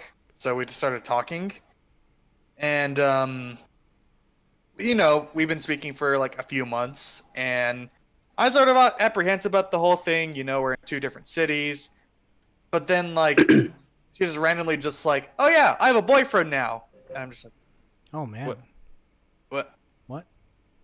Great. Yeah. That's unfortunate. Ooh. Well, now you're free. And ever since, I just sort of gotten accustomed to the fact that I'm going to die alone. Have you ever like had fun? God damn it! Have any of you guys ever had like anybody like come on to you and you've just been like, oh, like has anybody like been like intentionally flirting with you and you never got the messages until later? That was like a shock. See, my answer, it might get a little every meta time. I never had a girl, hit on me. So. Oh. I've had one, and I've had one dude hit on me. Well, fuck! God damn it! I've had both. At least you're on the board. And I went with one of them. Guess I'm just joking. Oh god! Damn. There it is. But I don't know. Like the female was a friend of mine that she didn't want to go to prom because she didn't have a date, and I was just going to prom just to go hang out with friends and dance and shit, and I figured like, yeah, I don't have a day anyway, I can take you. And I'm like, that, like we can go as friends, and I guess she took it like I didn't know she had a thing for me. I found out later, like real later, like until like it was too late. One day before prom, I'm like, oh, she doesn't think this is like a thing, is it? And I don't know, I never brought it up, but I kind of gave the message that, like, look, I just want to be friends. I'm just trying to be something nice right now. Mm-hmm. And to this day, I remember we used to talk, like, all the time in class, but to this day, she still kind of gives me the cold shoulder. Like, damn. I've seen her, like, outside of graduation, and she's just, like, super, super quiet towards me. And I'm just like, I'm sorry. I didn't mean to. The dude, I was in speech and debate in high school, my senior year, and I was doing tournaments for with different schools, and I see this one dude coming up to me, and he goes like, yo, man, are you gay? And I thought he was just being like, I'm like, oh, okay, people are stereotyping me, that's fine. I'm like, nah, man, it's cool. I'm like, no, I'm not. And then he walks away. And then about 5 minutes later, I'm sitting down reading over my pieces, and then he comes again and he says, like, yo, dude, are you sure? Are you sure you're not gay? And I'm like, yeah, I'm not. Okay, I said that before. I'm sure. Nothing's changed since the last 5 minutes. God damn it. And then he leaves, and then he comes back. It's like, okay, just one last clarification. I just want to get it from you. Are you gay? And then I get pissed off. I'm like, dude, I'm not trying to. I don't know if you're trying to be a dick or what. What are you trying to gain from here? I'm telling you over and over. Then he goes like, it's just that you're really hot, man. And if you're not gay, like, would you be? And I'm just like, what? I'm like, wait. I'm like, wait a second. I've never been like, and this was before like I'm not used to being the guy that people like are head over heels for and be like, oh, he's cute or whatever. I'm like the hey, he's funny cute or whatever. I'm never like, damn, he's cute or whatever, And to have somebody come up to me like that, and a dude, let alone, it's just like, what do you say in that situation? I What do you literally do? just go. I literally just said thank you and walked away. God damn it. I'm like, thank you, and I'm like, thanks, bye. And I haven't Right. seen that dude ever since. Well, now you're part of the gay agenda, so. You broke his. But I Yeah, think you broke his heart. I know, right? Unfortunate. I bring that story up all the time, and that got me thinking that I remember going around like that day. I'm all thinking like, do I come off as gay? Like, is that something I come off as? So I started asking random people, say like, hey, if you didn't know me now, like you just saw me like from an outside perspective, would you think I was gay? And the majority of people said yes, and I'm like, okay, that's fine, but can you tell me why you think that is? And none of them give me a straight answer. They'll just be like, I don't know. One chick gave me an answer that pissed me off. She just says like, you just give off this gay vibe, and I'm like, what the fuck's that even mean? I'm like, what's that mean? A gay vibe? Like, here's the thing. I got nothing against gays. A lot of my friends are gay or whatever, and I'm like, that's cool. Oh, he's pulling up the friend. Exactly. Hashtag pulling that out Bryant before- hates gays. Shut up.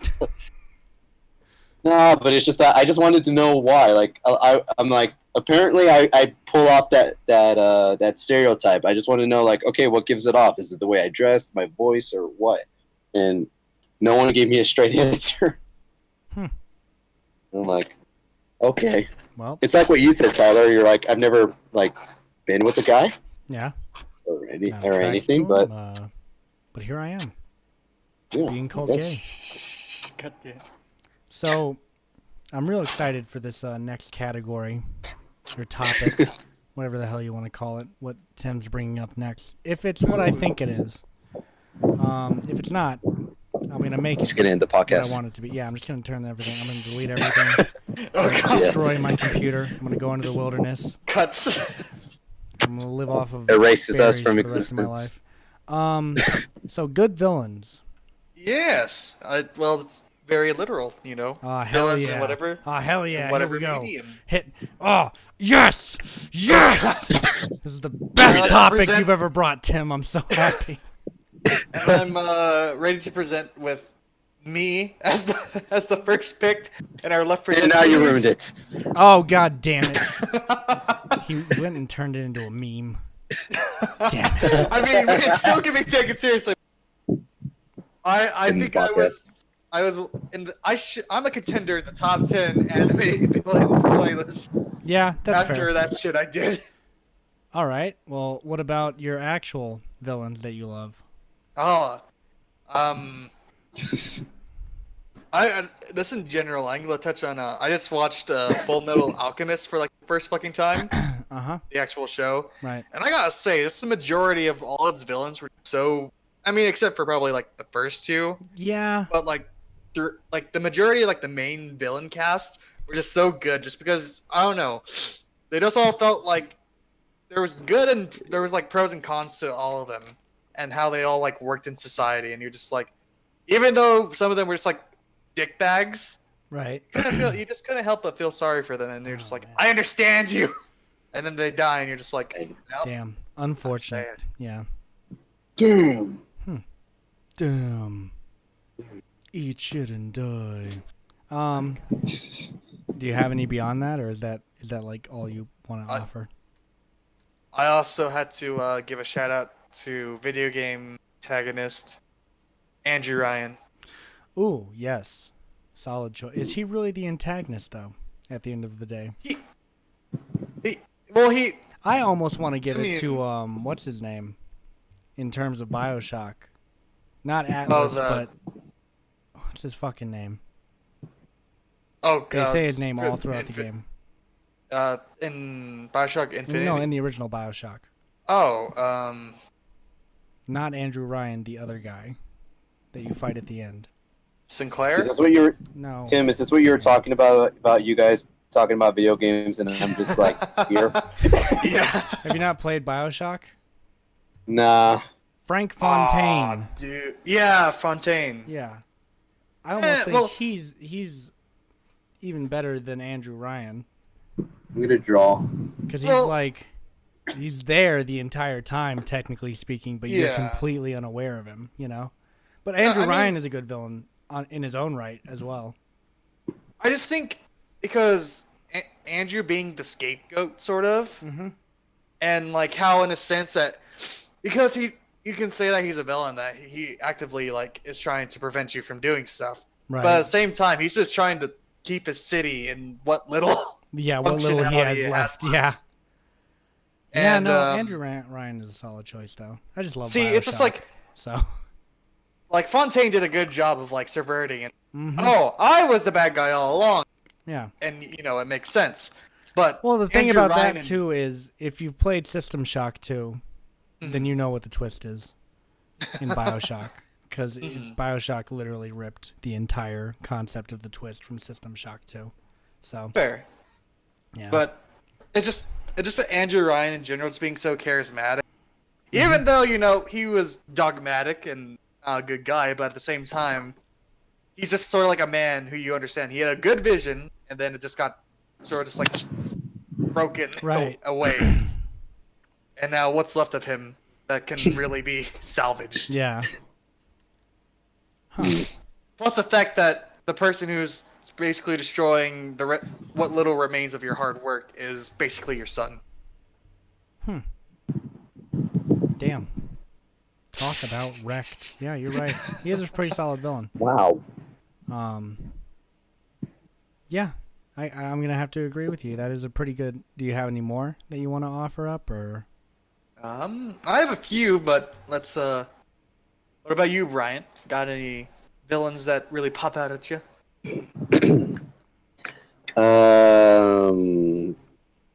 don't know. Lately, I've been getting into the show My Hero Academia. I don't know how familiar you are with it. I know Tyler's not familiar with it. You are, Tim?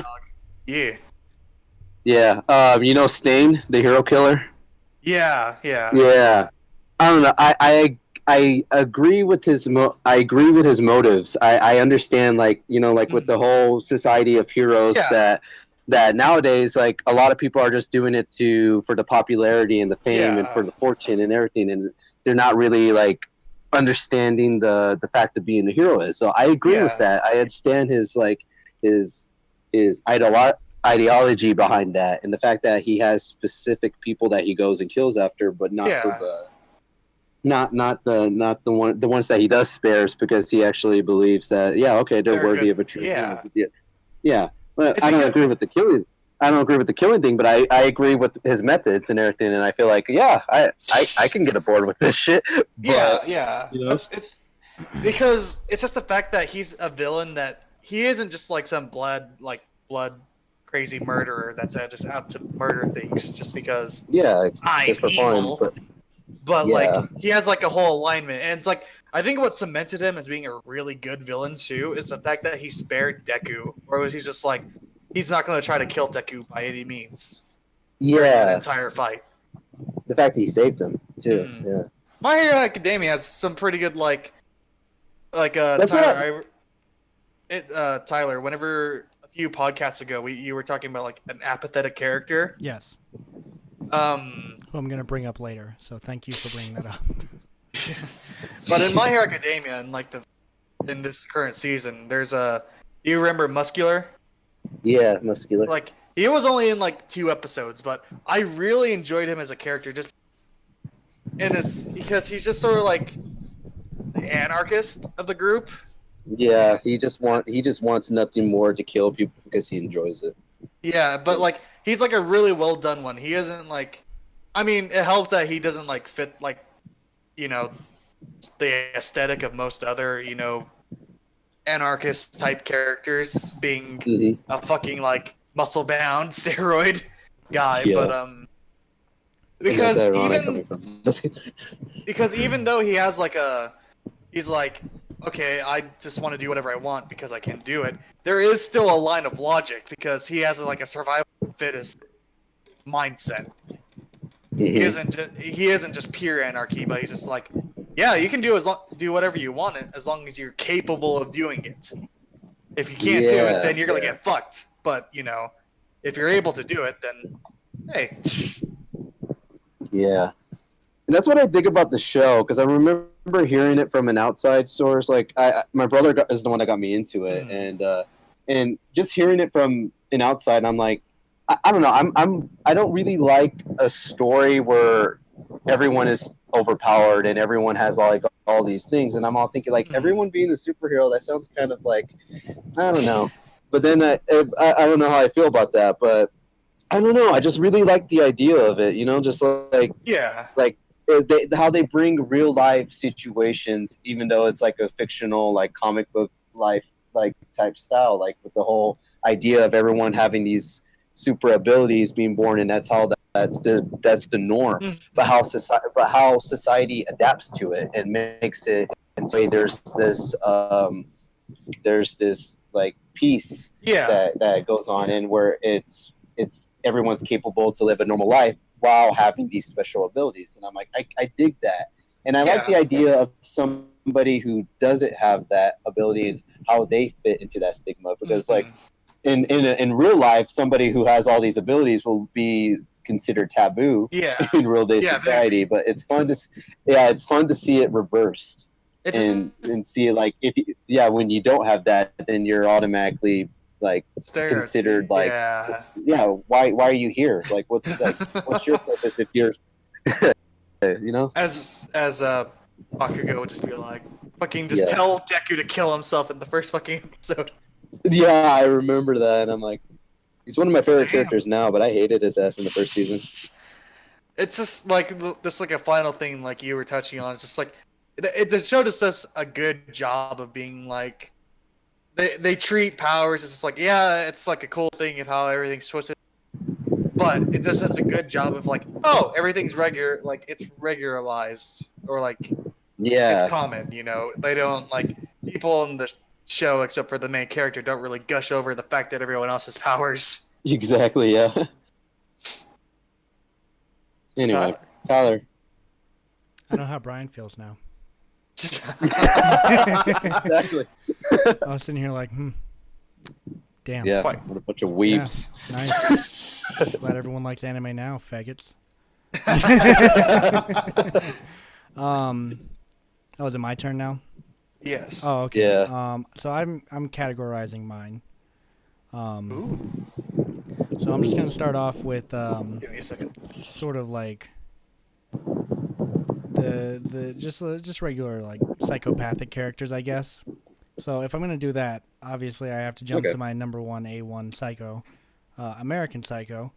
Yeah, I knew that was coming up. Yeah. I'm like, Patrick Bateman, just because he's a product of the society that they live in. He gets away with all these murders and killings because society doesn't care about that kind of thing anymore, because people are so, materialistic and this, that, and the other, and they only care about their image or how other people view them.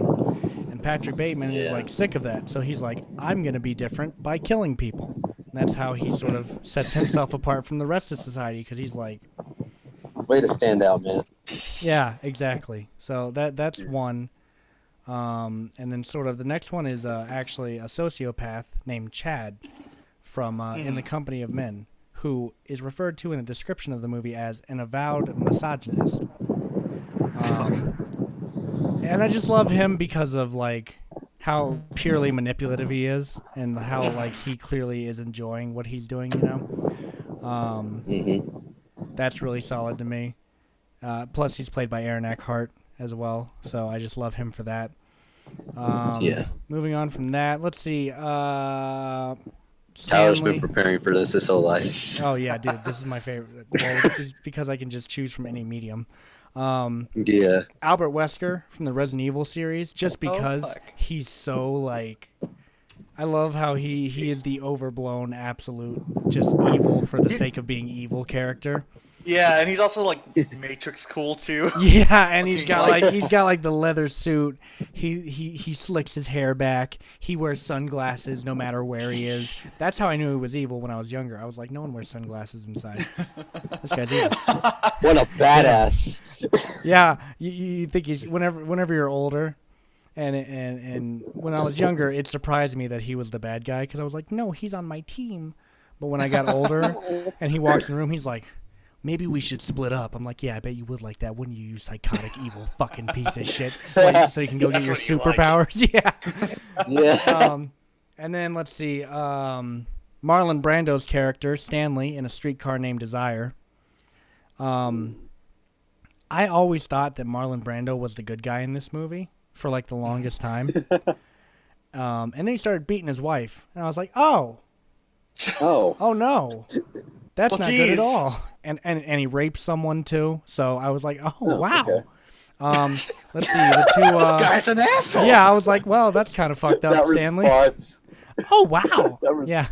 Wow. The two gay guys from Alfred Hitchcock's Rope are also really good because I feel like they wanted to get away with the perfect murder, and they almost did if it wasn't for their ego. Moving on from there, I'm just trying to make sure I cover all of the psychopaths that I feel belong in this area of it.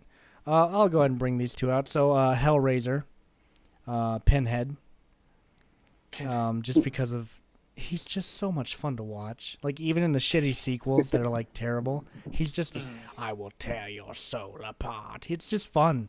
He's just fun to watch. Les Yeux Sans Visage, which means eyes without a face. It's a French movie.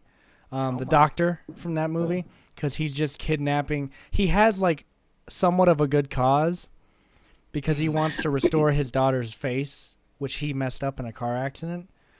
But he's also kidnapping women and cutting their face off to put on his daughter's face. So you kind of lose sympathy points there. Misery. Annie Wilkes. She breaks a man's ankles with a sledgehammer. So I don't think you can get much worse than that. Do you guys know the plot of Misery, or is this completely lost on you? Oh yeah. Her. Yeah. She's a great villain, isn't she? So basically, yes, dude, I fucking love that book. I was reading it the other day, dude, and oh my god, it's so good. Basically, what happens is this guy, this author named Paul Sheldon, he gets in a car wreck in the snow. Yeah. And then he gets rescued by this woman named Annie Wilkes, who also turns out to be his #1 fan, and she's also fucking crazy and has killed babies apparently. Yeah. Yeah. And she forces him to write the sequel to this book the way she wants it to, because he originally kills her favorite character. And she's like, I don't want her spirit. I want her. He's like banging his bed up. He's like handicapped. And then whenever he starts to try to escape, she hobbles him. So she breaks his ankles with a sledgehammer so that he can't get away, you know? So that movie's crazy. The character in the book is great too. It's fantastic. Dude, I just love the concept of that. I mean, it's fucked up. I mean, but it's just like I don't know. That's like one of my favorite. Yeah. Yeah, I know. And Stephen King was just writing about his fear of it happening to him. So. Yeah, that's one of my favorite Stephen King stories, dude. I don't know. It's just like I was captivated the whole way, dude. It's solid. And then everyone that's not Rosemary and Rosemary's Baby. Literally everyone is a bad guy in that movie. I don't care what anyone says. And it's just like, it's such a horrible feeling watching that movie because you're like, fuck, this woman is truly helpless because everyone around her is an evil piece of shit. And there's literally nothing she can do about it. And if you haven't seen Rosemary's Baby, watch it because it's fucked up. I love it. Yeah. The villain in The Night Walker, which I won't reveal who it is because it's such a good twist, but just like his motivation and just like how well they keep it hid from you the entire time, it's such a fantastic story, which of course it is because it's written by Robert Bloch, the guy who wrote Psycho, which brings me to my next psychopath, Norman Bates from Psycho, obviously. He's another fantastic character who, and movie Bates, by the way, not the book, because in the book it's so obvious he's terrible, but in the movie Alfred Hitchcock chose Anthony Perkins, a 20-year-old Anthony Perkins, to play Norman Bates, and he's this very innocent, you know, very kind, loving sort of soul and whatnot, and then it turns out he's been murdering people. Michael Gambon's character from The Cook, the Thief, his wife, and her lover, just because he is like Albert Wesker, he's just so overblowingly evil that I can't help but love him. He's just he beats up a child in this movie. He kills a man by shoving book pages down his throat. He's just so overblowingly evil. It's just you know, I just want to follow in his footsteps. Let me see. I think that's pretty much it for the psychopaths, but now I want to talk about villains that terrify me because I feel like there's no negotiating with them. I feel like there's no way of changing their mind about what they're going to do to you. I'm going to save the best for last in this one. So I'll start off with Kayako from Ju-on, which we know as The Grudge. There's just no winning. No one ever wins in these movies. Spoiler alert, everyone dies. Don't get your hopes up. Damn it. Every single one of them. And they give you like this inch of hope where you're like, oh, yay. And then they fucking, like in Ju-on too, she's like raising the demon child that she gave birth to, and you're like, that's kind of happy. And then the demon child pushes her off of a fucking bridge. Oh. And you're like, oh, of course. Yeah, baby. They're playing. Yeah, it's and they have this Get up, cutesy Mom. music playing too, and it's like, oh yay, we're all having so much fun. It's just like what you killed my character, John. Yeah, right. And you had the happy music playing while I'm being beaten to death by a... No, it's a little bit more dramatic than that. They just have this cutesy music playing, and it keeps playing after the woman's killed too, and it's just like it's very fucked up. And then moving on from there, Anton Chigurh from No Country for Old Men, because he literally decides whether or not he's going to kill someone by flipping a coin. And he is just the personification of good and bad luck. Because if a coin lands on his head, oh, good for you, you get to survive. And he also shows how random death is as well. And I once again feel like there's really no winning with him. Like, you can't negotiate, because literally one of the lines in the movie is the woman's like, you don't have to do this. And he's like, you know, people always say the same thing to me. And she's like, what do they say? They always say you don't have to do this. I'm like, oh, no. Oh, this poor lady's not making it out. GG, it's over. Oh, dude, yeah. You cannot, and he's just, he's played by Javier Bardem. And his deep voice combined with just, like, the way he never acknowledges. He doesn't seem like he enjoys killing people, you know? He seems like he feels he has to do it, or like the universe is going to fall out of place. Oh, God. Oh, man, and just, yeah. If you haven't seen No Country for Old Men, that's another movie that you need to see as well. It's so good. Alex from A Clockwork Orange. What the hell can I say another about one I this knew was character? coming up. I mean, beats up elderly couples and rapes them. Like, what more do you need from a villain? Like, he's just evil. But then he becomes our protag halfway through the movie, and we learn that society is actually the evil one, because we live in a society. Moving on. So take that, America. Lenny from Memento, for reasons that I won't explain if you haven't seen the movie. So go watch Memento. Moving up. Backing up. Tamura from Jigoku, just because he's another character that's overblowingly evil, and I just love watching him. He's just a joy. The Shining, the hotel, because it literally does not give a fuck. It's evil. It's just evil. It's just a building of evil, and whoever goes into it. Yeah, he's just fucking mean, dude. He cut me off in traffic the other day. Like, what's wrong with this hotel? A hotel just rolling down the street. Yeah. I woke up and there was no mint on my pillow. And I love how for the first part of the movie, it's kind of hinted that maybe it's ghosts that are doing this, and then at one point it's just totally confirmed. So if you haven't seen The Shining, go watch it or kill yourself. Your choice. Moving up. The House in House. Sorry, there's a movie called House, and the house is evil. Watch that again. It's a 1977 psychedelic Japanese horror film. What more do you need in your life? And I just love how the house has personality, despite it literally just being a house. And finally, to top off my list of the never-feeling, non-negotiable evil villain that I think is great, and I'm sure everyone saw this coming, they're just waiting for me to say it now. The HAL 9000 from 2001: A Space Odyssey. Yeah.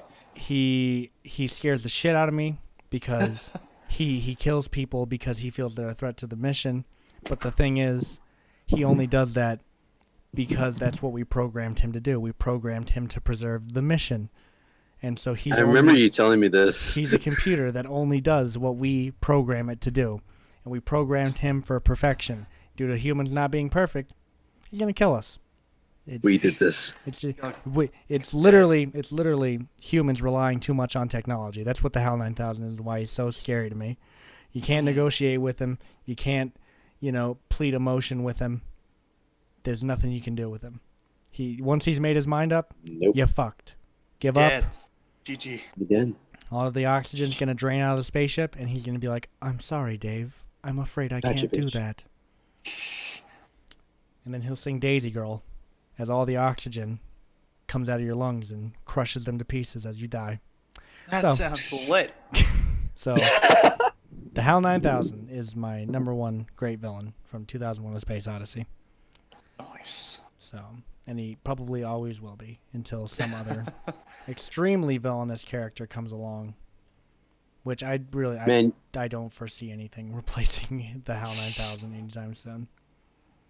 Man, you really took advantage of this category, man. Hey, dude, you give me a chance to talk about specifically stuff within art mediums, I'll go on about it forever. Because it's easy pickings for me. Like, yeah, I saw your Facebook Live. Yeah, right. I'm like, here we go. You're like, I'm gonna end this Facebook Live because this is a conversation I want to have right now. I just talked to Delilah and her husband about movies for the longest time. I'm trying to think if there's any particular villains that I want to mention that I haven't in this. I got another one. Yeah, this is from my esteemed 40K universe. Oh God, here we go. Science fiction bullshit. No, I'm kidding. Go ahead. Mutes. Fuck you. Got but he's just a good villain just because of the fact that you pity him, or you just feel like sad for him. Yeah. Because his whole character is that he's in 40K. It's all like over the top.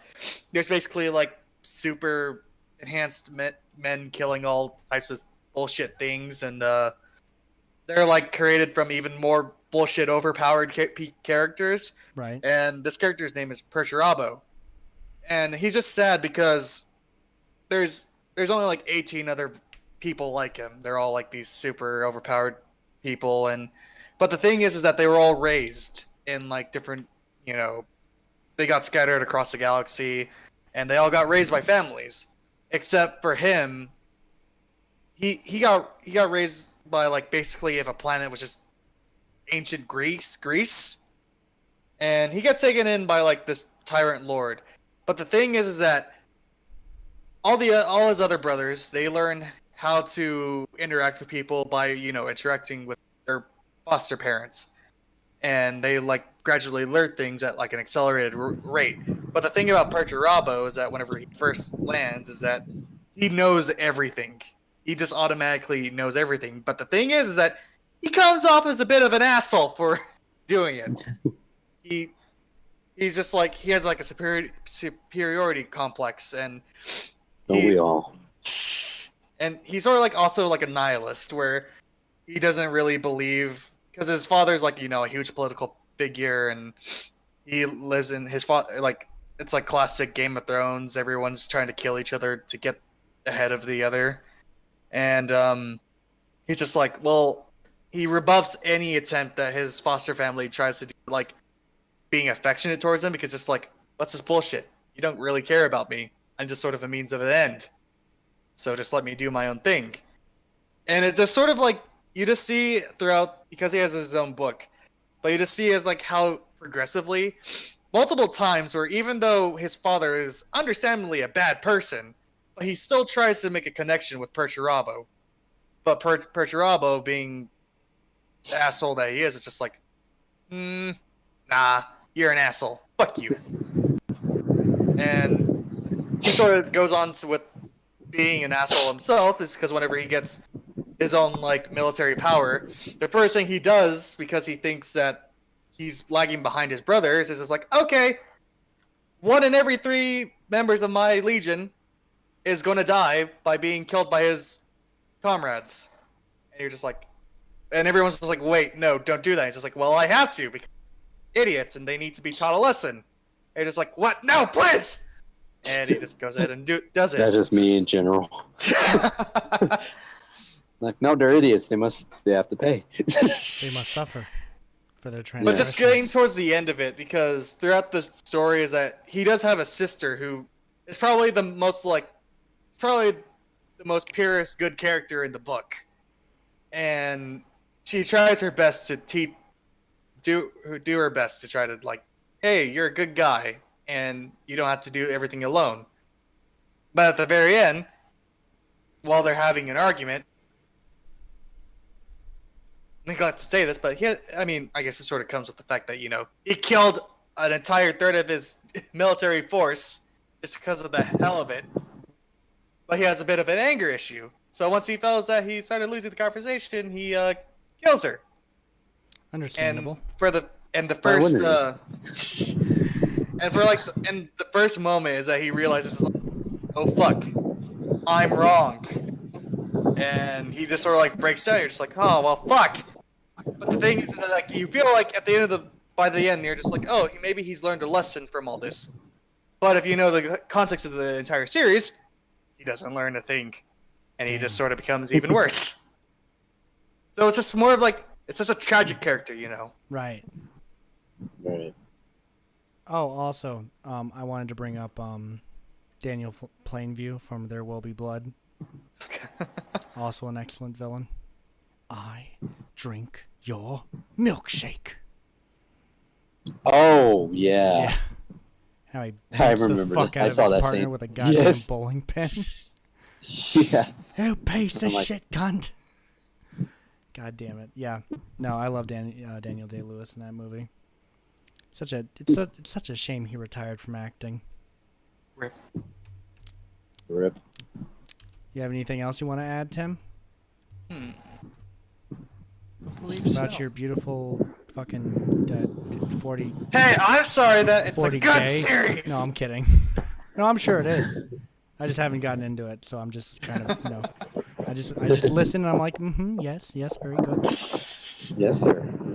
Yes, sir. I take your hat. Yes, sir. One day I'll invest myself in it and be like, damn, that's crazy. And I'll come on here and I'll talk about it. Got a villain? What? Anyone else? Any Anyone, more villains? anyone want to throw a villain in the hat real quick? I think Scar from The Lion King. No, I'm just joking. I mean, he's probably he the was best a- wait, Disney isn't villain. that just So. like Hamlet? Yeah, he's Basically. Okay, I just wanted to make sure. I wasn't clear. Well, if we are gonna go with like animated films, the villain from Big Hero 6, I feel like I was on his side the whole way. To be quite honest, damn. I don't know if you've seen Big Hero 6. Oh man, I love that movie. I do too, because he just wanted revenge for his daughter, and I'm Yeah. like, that other guy was an asshole. So I'm like, But I also you- think that he went about it in a pretty terrible way. yeah, that's true. Like, He kind of killed Hero's brother Yeah. and spawned on that Thank whole you. like accurate representation of teenage depression, which I was like, I am uncomfortable. I am in a theater of 10-year-olds. Why did you make me like him? There, yeah, Oh, look and that's at the other him. thing too. They're like establishing him, and then he's like, "Oh, and BTW, he dies in a fire." Wait, what? But What? I liked him though. Yeah, Excuse me? He dead as fuck. Oh, he was cool. but that was Pookie. I loved him. I'm like, well, he's No. fucking dead now. My waifu. Yeah, my husbando, Best boy. best boy. Hashtag save best boy. Yeah, I forgot what his brother's name is because he's Nate. dead as fuck for most of the fucking Takashi. Takashi. Right, he's like Takashi. he's like a car brand. Got it. Yeah. No. I love Big Hero 6. It's seriously super good. I remember you bringing it up to me, and I'm like, I've never seen this movie. It was like 2 years after it came out, and I'm like, I'll check it out. And I'm like, I love this movie. I saw Why that the fuck movie- did I wait so long? Yeah, I saw that movie on a date when it came out. And man, yeah, I was tearing up like a little bitch towards the end. I was like, I showed it to Bert. I remember Bert got pissed because when I was watching it, I was yelling the whole time. Yeah. I was like, yeah, no, what? No, He was like, shut wait. the fuck up. Don't and I'm like, do watch it. this fucking movie. I know. He's like, watch this fucking movie. And then I got him to get emotional into it. I'm like, yeah, it's a roller coaster of emotion. So fuck you for telling me to fuck off. This is what you get. I know, right? You did this to me. Look at what they did to me. I literally called Tyler and told him, look what you did. You did this to me. Yeah, yeah, you did. It's such a good movie, though. It really is. Yeah. In comparison to anything that came after it. Damn. Frozen. Yeah. Anyways, how the fuck Frozen won I an just didn't award understand. over Big Hero 6, I will never understand. I don't Everyone care if you hyped like it up it. too much for me to ruined it for me. I've never watched it for that exact reason, just because everyone was like, oh, I just want to shove Frozen in my dick hole. I love the movie so much. And I'm just I went to the sing-along Man. version. You want to know what my association with Frozen is? I was hungover on New Year's, and it was on the TV when I woke up. Oh god. That's my association with Frozen. I don't know why Frozen is what was on, but it was. For me, I fucking took like a media class in high school, Mm-hmm. and it was like sort of like about animation and shit. Right. And the fucking teacher, he just started like that semester, and he played that shit every single goddamn day. And that's So what ruins it. So I grew to hate the movie. God Yeah. damn it. We're talking I about Frozen actually- still, right? Yeah. Okay. I actually saw it in theaters, but I went to the sing-along version, and there was just a whole bunch of girls there just standing up singing, and I'm like, I just want to watch the movie. Can you shut the fuck up? Well, that's what you But, get for going to the sing-along version. Yeah. I didn't. My friends took me. Okay, everyone was so hyping up this movie. I'm like, I've never seen it. I guess I'll go check it out. And then I watched it. I'm like, it's okay. It's really like, "It's cliche as okay?" hell. Okay. But what I'm like, what got me mad is that like I noticed that they've done this with like lots of movies that have like that are really popular. They've done this with Frozen and Zootopia. They always say like best movie since The Lion King, and I'm Oh, like, yeah. I want to go there. It's the best thing That's a since no for me, toast. dog. Wait, what? It's the best thing since toast. Yeah, it's the best thing since breathing. There's been a lot of good things since toast, guys. I'm not sure if you're aware Yeah. of this or not. I mean, chicken fries fully exist. What I like about that is that they've used that line twice. I've heard that line when they were promoting Frozen, and I've heard it when they were promoting Zootopia. And Okay, I'm but like, Zootopia is actually good, though. yeah, be honest. Zootopia is good. I mean, Zootopia is solid. but I'm like in my head, I'm thinking like they're. I guess it's that also cliche they're as like hell, though, but it's Yeah. still a good movie. yeah. And if you don't think so, that's fine. Zootopia is not my favorite movie, but I dug the message behind it. And I dug I like it a lot more than the recent stuff that's been coming out of the same studio. Yeah. So I'll take Zootopia over everything else they've been putting out. Yeah, and I kind of like the original story that they said that the original story was a little darker, that they said, but I don't know. I kind of want to hear more about that just to get the idea of what they were going for, but then they changed it at the last moment. You know, actually, since we're talking movies, I've started creating a list of films I highly recommend. Oh. It has 63 titles in it right now, and I think I've talked about most of them on the podcast, so I'm just going to put it in the chat, and if you want to look at it, you can. I know the first 3 movies I've definitely talked about on the podcast, so Yeah. yeah, there's a list of movies to definitely check out if you're like, damn, I want to watch a movie. I don't know what to watch. You'll be Of like, course, wait. American Psycho's on number 1. Oh, of course. Well, I just started hitting buttons based off my ratings, and I was like, yeah, American Psycho. I definitely recommend that movie pretty highly. I still want to see Night is Short, Walk on Girl. Oh, so after I read good. your review on there, Oh yeah, I've it's read so good. your review, and I really want to check that out. Oh yeah. Well, not to plug or anything, but I do write excellent reviews over at the McAllisterReview.wordpress.com. You're welcome. Stop! Shut up, Tim. Just because you ain't got nothing to Make him stop advertise. talking! What? Make him stop talking! I write reviews whenever I watch a movie, which I haven't since The Night is Short, Walk On Girl. But I have. Let me look at my my movies on my computer so that I can let people know what I'll be reviewing in the future. Billionaires Boys Club, Dogville, Enemy, House of Usher, Koi no Katachi, Lan, The Italian Job, and The Intruder, 1962. So yeah, fuck yourself. Fuck yourself. Yeah. Looking through the list. Oh, okay. Cool. Seen it. Seen that. I haven't seen that. There's a couple of Asian movies there that you'll probably be like, what the hell? Is Princess Mononoke good? Princess Mononoke is so good. I love that movie. I've heard of that. I've been wanting to see that. So yeah. And so is Nashika as well. Memento. Grade A movie. 2 movies I already recommended. Donnie Darko. Birdman, which not enough people have seen. It's such a good movie. Birdman. Seriously so good. Or The Unexpected Virtue of Ignorance.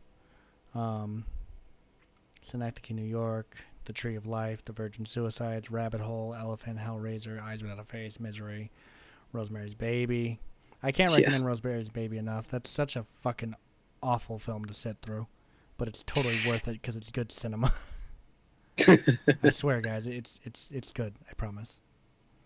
I promise. Promise. You went through literally all these movies just going through your list earlier.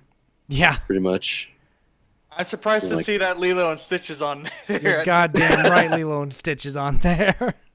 I love Lilo and Stitch, dude. Yeah, just among like all the like traumatic shit on there, Lilo and Stitch. Yeah, well, it goes Mulan from is in there. It goes Tommy, Mississippi Burning, Mulan, Lilo and Stitch, then Lakeview Terrace, and Ju-on White Ghost. Hey, what's wrong Mulan with is the either of shit, those man. movies? Mulan is the shit. Oh, Tommy's another villain that I should have recommended. Just in the like villains that you can't negotiate with and you'll never win with, because literally her whole point is to like make you hate her, and then when you kill her, she comes back and kills you. So you cannot fucking win with her either, because she just dies and comes back anyways. So it's like, fuck, why am I even trying? What happens whenever I fall in love with her? Well, Tim, she'll knowing kill your you dumbass, all. you probably would. Your honeymoon. Yeah, she'll kill you anyways. Doesn't matter. Even if you like the abuse, she's still gonna kill you. You'll win the lottery, and then she'll take your money. Yeah. And she kill kills you. me. Who really wins? Ha ha ha! You fuckers. Yeah, and before anyone is like, "Why A Nightmare on Elm Street 3?" Fuck you. It's the best one. All right. Can't convince me otherwise. You dick. Also, Pan's Labyrinth, also excellent. Eyes Wide Shut, my all-time favorite movie of anything ever. And also the movie that holds the record for the longest movie shoot at 400 days. Damn. Yeah. Get Nene. Oh, That's what I thought yours were. The Mist. Yep. The Mist. Oh, oh man, fuck. That ending though. That ending though, dude. Jesus Christ. Don't say it. Wait, you haven't seen it? No, I haven't seen it. Oh, dude, you're missing out. Oh man, holy fuck. That's fucking awful, dude. Like, top 10 worst things to emotionally happen to me. That ending Oh, is number fuck, 7. no. Yeah. I don't need any more of those. Yeah. Top 10 great nuts for me. Tim, stop it. Stop being the way you are. Why do you do the things you do? Hang on, let me mute him real quick. No, I'm kidding. It's time to stop this guy. Mute. Mute. Can we get a mute chant? Can we get a mute chant in chat real quick? Let's fucking turn everyone against him. Oh god. God damn it. Not the first time. Yeah, no shit. But yeah, The Mist. So we went off on a tangent. That's a really good one, Brian. You need to see that one for sure. Because like I have a hard time recommending movies because I have like an obscure taste for very weird things. Yeah.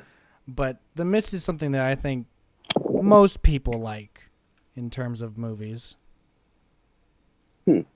Aside from the ending. Everyone fucking hates the ending of that movie. Excuse me, except for Tim, who I'm nervous comes now. to it. Oh, you should be. You fucking should. I'm nervous because I'm gonna be watching it, and all of a sudden I'll be like, "Wow, this is good." Wait, it's not over yet. Oh my god. Oh, I'm just gonna be anticipating. Did I put The Eye in that list? The what? The Eye. Did I put that in the movies I highly recommend list? I think Eyes I did. Wide Shut. Pan's Labyrinth. Should just be The 7. Eye. I'm looking.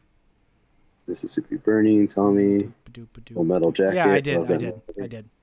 So, The Eye is the greatest exercise I've ever seen in a movie that goes so far to end up going nowhere. Yeah, you got The Eye. It's number 18. Yeah, that movie. Holy shit. I remember being so mad towards the end of that movie. I was like, what the fuck? What's going on? Because it goes so many places and becomes like so many different movies just to end up going nowhere. And you're like, what?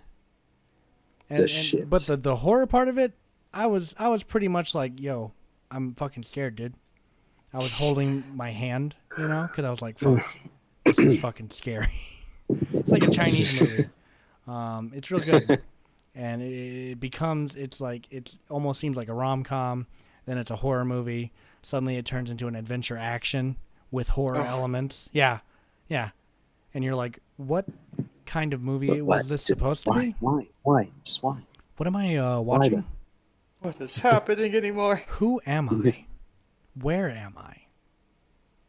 Am I in the Twilight Zone? You've entered a world. There it is again. Do you have like a list of like shows that you like, or is it just movies? I could probably make a list of shows I like, and it'll be very fucking short. Yeah. I don't watch very many TV shows just because I just have a hard time dedicating myself to TV shows more so than movies.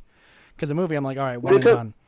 But I usually get into shows like once they're already been like established. Oh, no. Like yeah, that's how I always do I remember I told you I didn't get into Breaking Bad like a year ago, and it was already I didn't like watch Breaking long Bad gone. until 2015, and then I didn't watch Dexter until 2013. So yeah, I remember like you showed me that one clip in Breaking Bad, and I'm like, I'll check this out, and then I ended up watching it, and I'm like, oh, it is fucking good. I'm a little late. Yeah, it's really a solid good. Movie. I got to the point where I'll just watch shit. I'm just like, I don't care if this is ongoing. Yeah, same. God damn it. I just hope I don't get into it and then find out it's canceled, and then I'll be like, shit. That's the bad thing about fucking anime. Yeah. Is that usually like they only have like the 12 episodes. Oh, this is really good. I can't wait for. Oh, look, it's canceled. Cowboy Bebop. Oh, I got into that shit, dude. You got me into that. I fucking love that show, dude. Yeah. Whatever happens, happens. It's a great I remember show. you telling me that you were like Cowboy Bebop looks like the one dude in My Hero Academia, and you're like, are they the same? And I haven't seen Cowboy Bebop, and I'm like, I'll watch it. And I'm like, yeah, no, they're not the same. They're not the same. No, they're not. Oh, not even close. Yeah, Spike is totally different. Yeah, Spike is nothing like Deku. No, not at all. But I love him. I love Spike all the same. He's kick-ass, dude. The fight scenes in that show, I love him. I love him so much. Oh, yeah, he's... Actual choreograph. Yeah. I choreographed animated fight scenes. Sign me up. Take my money. So shouts out to Cowboy Bebop. Yeah, Cowboy Bebop would be on there. Probably just every show I've actually watched all the way through. Cowboy Bebop, Watamote, Sasami Kikoto, SpongeBob, Dexter, SpongeBob, Breaking Dexter? Bad. What? After past season 3 or 2 or whatever. Honestly, I think that the show should have ended in season 4, but it's still worth watching. It's not so terrible that I'm like, I can't watch this. Fuck. Aside from like the whole season where he like falls in love with Hannah Kay, I'm like, okay, now we're getting stupid. Now we're getting fucking stupid, and I'm sick of it. This is bad, and you should feel bad. It's so fucking stupid. But yeah, so that show, Dexter, believe it or not, I honestly, I do recommend watching season 4, and then stopping the show there, just because you'll leave with the best. You'll leave with the best impression of it if you end on season 4, and it just kind of has like that cliffhanger ending. Because I mean, everything past that, you're just gonna be like, wow, I hate this show. Because God knows that's what I was like towards the end of the show. Yeah. Just end on season 4. Season 4, it's where the show should have ended. I don't know why they continued it. Just, stop it. Fucking stop it. Stop being the way you are. I hate you. Yumi Shibai. Stranger Things. Ichiji Kandayo. I only watched season 1 of Stranger Things, to be honest. Same. I haven't. It was fine. I started like the first episode of the second season, and I was like, nah, fam. And then I just didn't watch it. Maybe I'm missing out. I'll find out a couple of years from now. What? Its time came and then it went. Yeah, right? The hype died. The hype died. Are we gonna do the weekly wrap up? The weekly roundup. Here we go. Yeah, give me a beat. Give me a beat. Here we go. Hung Jesus on track. Here we go. Boots and cats and no, not you, Tim. He does the beats. I just rap. Do the beat, Bryant. Did you mute him for real? What? No. Okay, it just stopped. No. He muted himself, dude. I didn't do shit. I refuse. God damn it! He actually did it. The absolute madman. All right, here we go. All right. Wait, what are we talking about in this episode? Okay, yeah, go ahead. I can't rap. But I'm hung Jesus. Here we go. Newsworthy. First topic. Stereotyping. That was the second topic. Leading on. Tim got let on. Then he brought up good villains. Yeah. We talked about that a lot. We also talked about just media in general. Also, I found out that Yamishibai has a 6th season, so like I'm gonna go watch that. So yeah. Shouts out to Tim. Little Timmy hop on the track. Yo,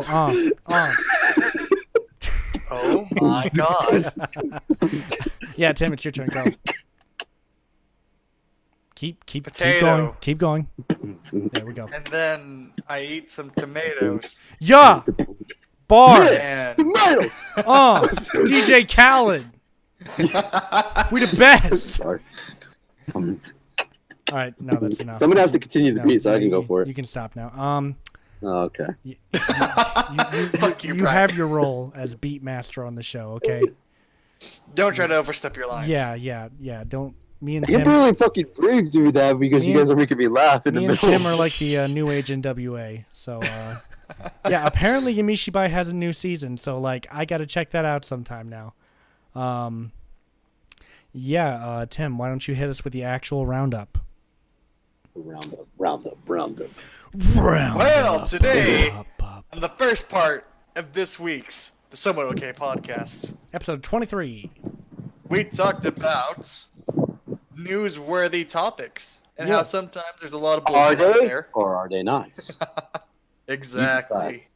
Oh, yeah. So put maybe newsworthy in quotes.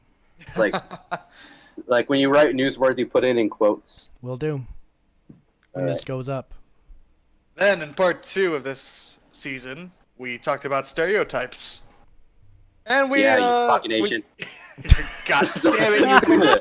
This is why I voted for Trump. This is why I voted for Trump. God damn it, Tim. Great. Now it's controversial. Now it's controversial. Well, we had a fun little time. We gave our first impressions of each other, but we stereotyped each other. Right, that's right, yeah. That was fun. Just had some fun times. Now I'm sensitive, so gonna start changing my appearance. Most of our cutting my wrist right now, actually. True. God damn it. Ching, ching, ching. What the fuck? All right, continue, Tim. Then we talked about being led on. We started out with a very somber story, and then We had a lot of bullshit going around. That's right. It's hard being a guy in modern day. You know, Yeah, being a guy is hard. at this point, I just think, America should just issue every male a female. Okay. This has gone Oh, far enough. 20. Oh, for Tim. All right, Then- hang on. How do you mute someone? One second. Wait. Let me just. Good night, everybody. I'm just gonna. Tim Gettle! Yeah, I'm just. 2032. I'm just gonna. Yeah, that's fine. Right, there you go. You're unmuted, Tim. Proceed. He's typing. goddamn, it's good Goddamn. You hear him typing. Fucking typing. I'm gonna blog Tim about Gettle. this shit right now. 2032. Well, you just. 2032. All right, good villains. We covered good villains that we all like from all forms of Yes. media. Yep. It was solid. We had some you know. animu. We had some. I'm every having movie. heart palpitations. Fuck. Okay. Heart. I'm Tyler's back. dying. I'm back from the pain. Proceed. The pain is subsided. We covered a wide range. We covered Tyler's anime wish from list. That's every right, single yep. goddamn movie in existence. Talked about all my favorite movie villains, and especially Hal. I'm sorry, Tim. I'm afraid I can't let you Tyler's do who I look up to list. that. And Then we yeah, talked we about my just- highly recommended movies, Yeah. Yeah. which included such classics as Lilo and Stitch, My. Mulan, And I'm just Mulan. surprised because like that and Lakeview Mulan Terrace. just like Yeah. Ju-on, just like- Juwan. American Psycho. Lilo and Stitch and Mulan. It's just like two of these things that look like Yeah, the yeah, others. One of brother. these things is not It's like the just other. not like One of the these other. things just doesn't belong. Just doesn't You know that belong song like originated in segregation? Nice. Well, that was a joke, Nice, but all right, man. let's just roll with me. it. The more you know. All right, so As how are we we going to always end do. this episode? We sing the Somewhat Okay podcast national anthem. Oh, okay. It's, It's somewhat okay. It's okay also a podcast. Our podcast. hearts It's go a out to somewhat you. okay You give us laughs podcast.